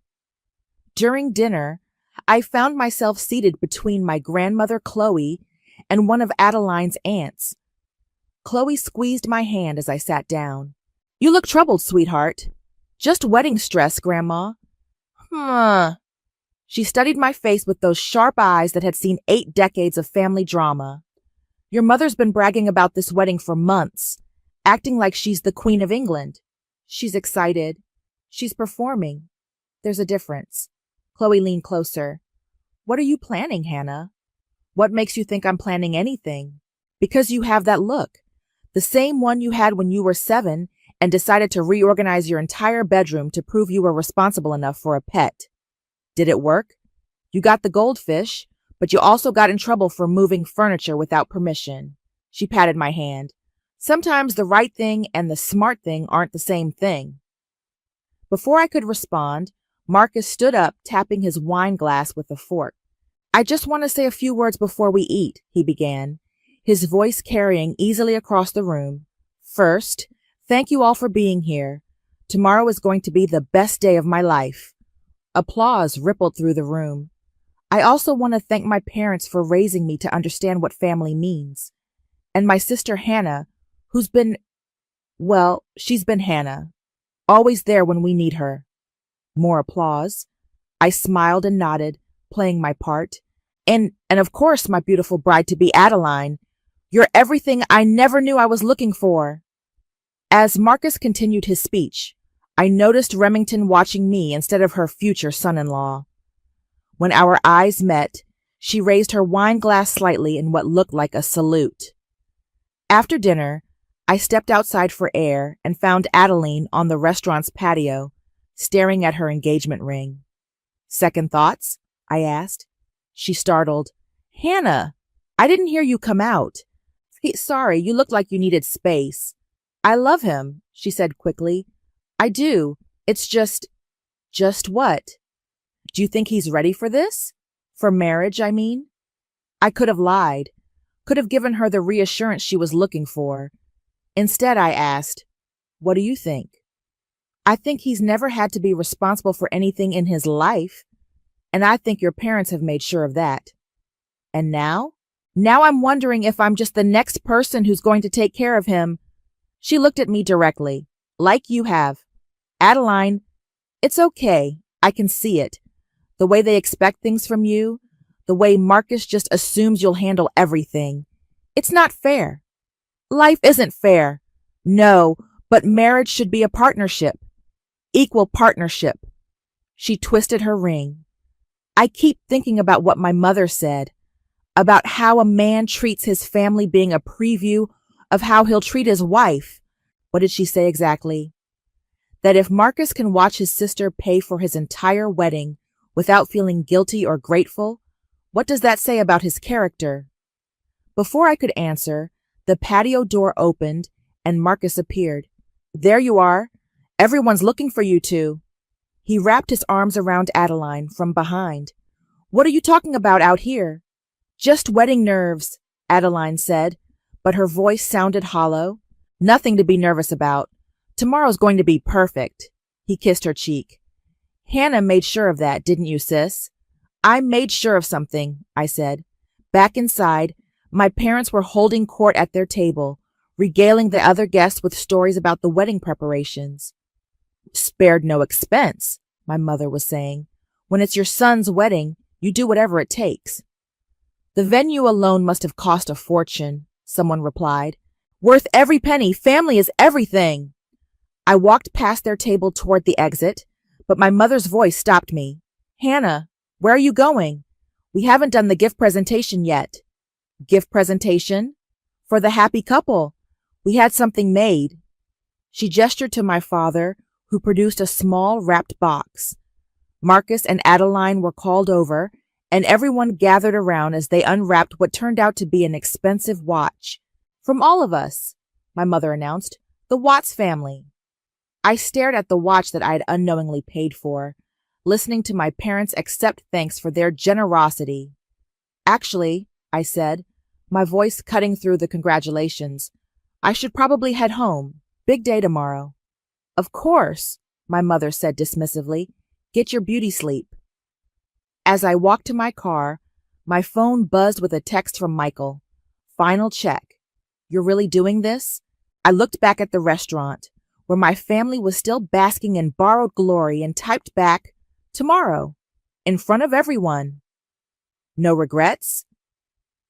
I thought about Adeline's questions, about my grandmother's warnings, about 31 years of being the responsible one while Marcus got to be the golden child. Ask me tomorrow night, I replied, but deep down, I already knew the answer. The morning of the wedding, I woke up to 17 missed calls from my mother. Hannah, where are you? The flowers are wrong, the caterer is asking questions, and Marcus can't find his cufflinks. I called her back. Mom, breathe. What's wrong with the flowers? They're not the right shade of ivory. They look cream.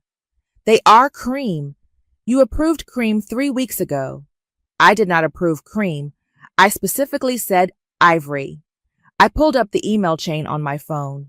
Mom, I'm looking at your email from March 15th. Quote, the cream roses are perfect. Silence. Then, well, they look different in this lighting. Can you fix it? The wedding is in 6 hours. The flowers are fine. Hannah, I need you to... I'll be there in an hour. I hung up and stared at myself in the bathroom mirror. Today was the day. After 31 years of being the backup plan, I was finally going to be the main event. The venue was chaos when I arrived. Wedding planners rushed around with clipboards, vendors hauled equipment, and my mother stood in the middle of it all like a general commanding troops. Finally, the DJ needs to talk to you about the playlist, and the photographer wants to discuss timeline changes. Where's Marcus? Getting ready with the groomsmen. Why? Just wondering if the groom is helping with his own wedding. My mother's eyes narrowed. What's gotten into you lately? You've been so difficult. Have I? Yes. Sarcastic. Unhelpful. This isn't like you. Maybe you don't know me as well as you think. Before she could respond, Remington Shaw appeared at my elbow. Hannah, could I speak with you privately? We walked to a quiet corner of the venue. Remington looked elegant as always, but there was tension in her shoulders. I had a long conversation with Adeline last night, she said. She's having doubts. About the wedding? About Marcus? About whether he's ready to be a husband? Remington studied my face. She asked me what I thought about a man who lets his sister pay for his entire wedding. What did you tell her? I told her that actions reveal character, and that she should pay attention to how the Watts family treats the person who's made this day possible. And she's watching. We all are. The ceremony went off without a hitch. Marcus looked handsome in his tuxedo. Adeline was radiant in her dress, and my parents beamed from the front row like they'd personally arranged the sunshine. I sat in the third row, watching my brother promise to love and honor his bride, and wondered if he'd ever loved or honored anyone in his life. You may kiss the bride. The crowd erupted in applause. Rice flew through the air. My mother dabbed at her eyes with a handkerchief, playing the role of emotional mother to perfection. During the cocktail hour, I made my final preparations. The contracts were tucked into the programs that would be distributed before dinner. The recording was queued up on my phone. Michael had texted his confirmation. Everything was legal and binding. Hannah! Marcus grabbed my arm as I walked past the bar. Can you believe it? I'm married. Congratulations. I keep waiting for someone to tell me I'm dreaming. He was already 3 drinks in, his cheeks flushed with alcohol and excitement. Did you see how beautiful Adeline looked? She's lovely. And the ceremony was perfect. Mom said the flowers looked amazing after all. They did. You know what the best part is? Mr. Shaw pulled me aside during photos. He wants to meet next week about that position at his firm. Really? Yeah. He said he's impressed by how our families came together for this wedding, how it shows real values and commitment. I stared at my brother, drunk on champagne and possibility, with no idea that his house of cards was about to collapse. Marcus, can I ask you something? Sure, anything. Do you know how much this wedding cost? He waved his hand dismissively. Mom and Dad handled all that. I didn't want to worry about the details. $93,000. His smile faltered slightly. That seems like a lot. It is a lot. It's more than most people make in a year. Well, yeah, but it's a once-in-a-lifetime thing, right? And Mom said the family could afford it. The family? Yeah, you know, the business and everything. He looked confused. Why are you asking? Before I could answer, the wedding planner appeared with the microphone. Time for dinner. Everyone, please find your seats. The reception hall looked like something from a fairy tale. Crystal chandeliers cast warm light over tables draped in ivory linens. The centerpieces were perfect. The place settings gleamed, and everything I'd paid for sparkled like a dream. My parents held court at their table, accepting congratulations and compliments. Marcus and Adeline sat at the head table, looking like royalty. The Shaws maintained their elegant composure, though I noticed Remington watching everything with sharp eyes. Dinner was served. Speeches began. The best man told embarrassing stories about Marcus. The maid of honor gushed about Adeline's kindness. Then the DJ's voice boomed through the sound system, Ladies and gentlemen, we'd like to invite Hannah Watts, sister of the groom, to say a few words. This was it, the moment I'd been planning for weeks. I stood up, smoothed my dress, and walked to the microphone. 200 faces turned toward me, expectant and smiling. My parents beamed with pride. Marcus raised his champagne glass in encouragement. Adeline looked genuinely happy to hear from me. Thank you, I said, my voice steady and clear. I want to talk about love tonight, about family, about what it really means to support the people we care about. Murmurs of agreement rippled through the crowd. But first, I need to share something important with all of you, something about this beautiful wedding and how it came to be. I gestured to the wedding planner, who looked confused but nodded to the AV technician. What is love, after all, if not accountability? The projection screen behind me flickered to life. The screen lit up with a detailed spreadsheet. Line by line, every expense for the wedding was displayed in crisp, undeniable numbers. Venue rental, $28,000.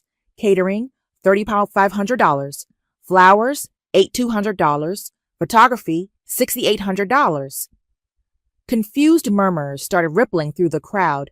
I could see my mother's face going pale in my peripheral vision. The total cost of this beautiful celebration comes to $93,147.83. Every penny documented, every receipt saved.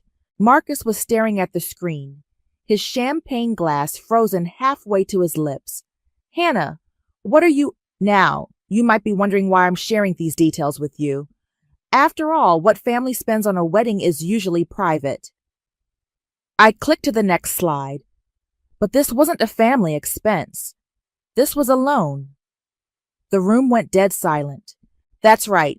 Every dollar you see here was loaned to Marcus and my parents under a legally binding contract, signed by both parties, with a standard interest rate of 6.5% annually. Hannah, stop this right now. My mother's voice cracked like a whip across the room. The loan agreement is quite clear. Full repayment is due within 12 months, with monthly installments beginning 30 days from today. I clicked again. The actual contract appeared on screen. Signatures clearly visible. What the hell is this? Marcus shot to his feet, his face flushed with anger and alcohol. This is accountability, Marcus. Something you've never experienced before. Adeline was staring at her new husband in horror. You took out a loan for our wedding? From your sister? I didn't know. I thought... Marcus spun toward our parents. You said the family was paying for it. We are family, my father sputtered, finally finding his voice. No, Dad.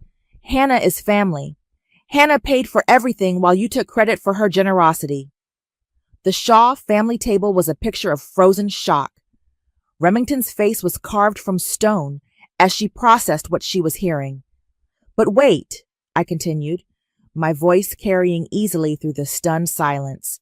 There's more. I pulled out my phone and connected it to the sound system. I think everyone should hear exactly how this arrangement came about. Hannah, don't you dare! My mother started to stand. Sit down, Mom. Something in my tone made her freeze. I pressed play. My parents' voices filled the room, crystal clear from that night in their kitchen. She's so predictable. Always has been. The Shaws think we're this generous, successful family. If only they knew Hannah's just doing what she's supposed to do. She'll do anything for us. She always does. It's almost pathetic how desperate she is for approval. Gasps echoed through the reception hall. I watched my mother's face crumble as her own words condemned her. And if she ever gets difficult? Please. Hannah's never stood up to us in her life. She wouldn't know how. I stopped the recording. The silence was deafening. Well, I said into the microphone, I guess we found out. Marcus was staring at our parents like he'd never seen them before. You said those things about her? About Hannah? Marcus, you don't understand? My father began. I understand perfectly. Adeline's voice was ice cold as she stood up. Your sister just spent her life savings on our wedding while you mocked her behind her back. Adeline, please. My mother reached toward her. Don't! Remington Shaw's voice cut through the chaos like a blade. She rose from her seat with the dignity of a queen. Don't you dare speak to my daughter! She walked slowly toward the head table, every eye in the room following her. When she reached Marcus, she looked him up and down like he was something unpleasant she'd found on her shoe. You're 28 years old. You have no job, no savings, and no apparent shame about letting your sister fund your wedding while your parents take credit for her sacrifice. Mrs. Shaw, I can explain. Explain what? That you're exactly what I thought you were? She turned to Adeline. Sweetheart, we're leaving. Mom, wait. No, we're leaving now. This marriage was a mistake, and we're not going to compound it by staying here another minute. Adeline looked between her mother and Marcus, tears streaming down her face. I can't. I need to think. Adeline, you can't just leave. Marcus grabbed her arm. We just got married. Did we? Because it feels like I'm married into a family of liars and users. She pulled free of his grip. Hannah, I'm so sorry. I had no idea. It's not your fault, isn't it? I should have seen this, should have asked more questions. She looked at Marcus with something that might have been pity. You let your sister sacrifice everything for us, and you didn't even say thank you. I said thank you. When? When did you thank her? Marcus opened and closed his mouth, but no words came.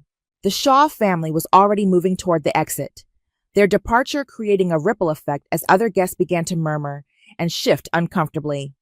This is a disaster, my mother hissed, finally finding her voice. You've ruined everything. I've revealed everything, I corrected. There's a difference. How could you do this to your own family? How could you do this to me for 31 years? My father stepped forward, his face red with anger. You're no daughter of mine. Good, I said, pulling the microphone closer, because you're no parents of mine. I looked out at the crowd of shocked faces, at the overturned champagne glasses and abandoned dinner plates, at the beautiful wedding reception that had become a battlefield. Ladies and gentlemen, thank you for coming tonight. I hope you've learned as much as I have about the true meaning of family.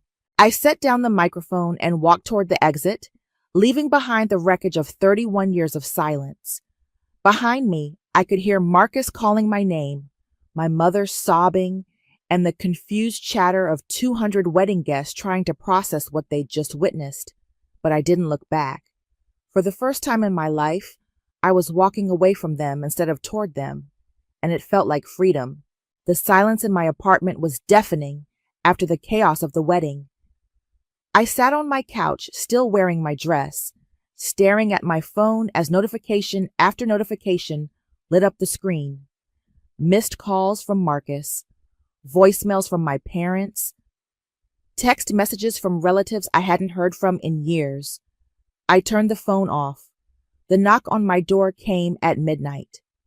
I looked through the peephole and saw Michael standing in the hallway, still in his suit from the wedding. I brought wine, he said when I opened the door, and legal documents. More contracts, restraining order paperwork, just in case. He handed me a bottle of red wine. How are you holding up? I don't know yet. Ask me tomorrow. We sat in my living room, drinking wine and not talking about the elephant in the room until Michael finally broke. That was the most spectacular thing I've ever witnessed. Spectacular disaster, you mean? No. Spectacular justice. Do you know what happened after you left? I shook my head. Complete meltdown. Marcus tried to follow the Shaws out, but Remington shut him down in the parking lot. Told him he was exactly the kind of man she'd spent her life protecting her daughter from. And Adeline? Got in the car with her parents. Didn't look back. The marriage? Annulment papers are probably being filed as we speak. Turns out the Shaws have very good lawyers. I took a long sip of wine. So it's over. The marriage? Yeah, but the fallout's just beginning. He was right. By morning, my phone had exploded with messages. Some supportive, some horrified, most just curious about the drama they'd witnessed. But the call that mattered came from an unexpected source. Hannah, It's Remington Shaw. Mrs. Shaw. I'm sorry about— Don't apologize. You did my daughter a favor. A painful, necessary favor. How is she? Heartbroken, but relieved. She's been having doubts for months, but felt trapped by the wedding momentum. You gave her an exit. I didn't mean for her to get hurt. Sometimes the truth hurts, but lies hurt more, and for longer. There was a pause. I have a proposition for you. What kind of proposition? I run a consulting firm. We help family businesses navigate complex financial and interpersonal dynamics. Your presentation last night showed remarkable strategic thinking. You're offering me a job? I'm offering you an opportunity to use your skills helping other people instead of being used by your family. The irony wasn't lost on me. What about the loan? The money I'm owed? Keep the contracts. File them if necessary, but don't expect to see a penny. She was right. I knew my family well enough to know they'd never pay me back. They'd declare bankruptcy, claim hardship, play the victim card until everyone forgot I was the one who'd been wronged. The money was never the point, I said. I know. The point was your freedom. And now you have it. 3 days after the wedding, my grandmother Chloe showed up at my door with a casserole and a stern expression. Well, that was quite a show, she said, pushing past me into the apartment. Grandma, I can explain. Explain what? That you finally grew a backbone? About time. She set the casserole on my counter and turned to face me. Your mother called me, you know, crying about how you humiliated the family, destroyed Marcus's marriage, ruined their reputation. And I told her that sometimes the truth is humiliating. Doesn't make it less true. You're not angry with me? Angry? Child, I'm proud of you. Took you 31 years, but you finally stood up for yourself. I destroyed a wedding. You revealed a lie. Big difference. She pulled me into a hug that smelled like lavender and wisdom. Your parents spent your whole life teaching you that your worth came from what you could do for them. But worth doesn't work that way. Then how does it work? It just is. You're valuable because you exist, not because you're useful. That afternoon, I got a text from an unknown number. This is Adeline. Can we talk? We met at a coffee shop downtown. She looked tired but determined, no longer the fairy tale princess from the wedding photos. I wanted to thank you, she said, for ruining your wedding, for saving my life. She stirred her latte slowly. I would have spent years trying to fix Marcus, trying to make him into the man I thought he could be. You showed me who he really was. I'm sorry it had to happen that way. I'm not. Better to learn it in front of 200 people than in divorce court 5 years from now. What will you do now? Live my life. Make my own choices. Stop trying to save people who don't want to be saved. She looked at me directly. What about you? I'm thinking about taking a new job. Starting over. Good. You deserve better than being their backup plan. As she left, Adeline turned back. For what it's worth, I think you're the strongest person I've ever met. Strong people don't let themselves get used for 31 years. Strong people eventually say enough. That evening, I called Remington Shaw back. I'll take the job, I said. Excellent. When can you start? Tomorrow. Perfect. Oh, and Hannah, your first client is a family business where the oldest daughter has been funding her siblings' lifestyle while the parents take credit. Sound familiar? I laughed for the first time in days. Very. Good. Use what you learned. Help her find her voice before she needs to use a wedding reception to find it. My phone buzzed with one final text from Marcus. I hope you're happy. You destroyed everything. I typed back, I didn't destroy anything. I just stopped building it for you. Then I blocked his number. Outside my window, the city hummed with life and possibility. Tomorrow, I would start helping other people escape the same trap I'd been in. Tonight, I would sit in my quiet apartment and enjoy the sound of my own thoughts without anyone demanding I sacrifice them for someone else's dreams. For the first time in 31 years, I belonged to myself.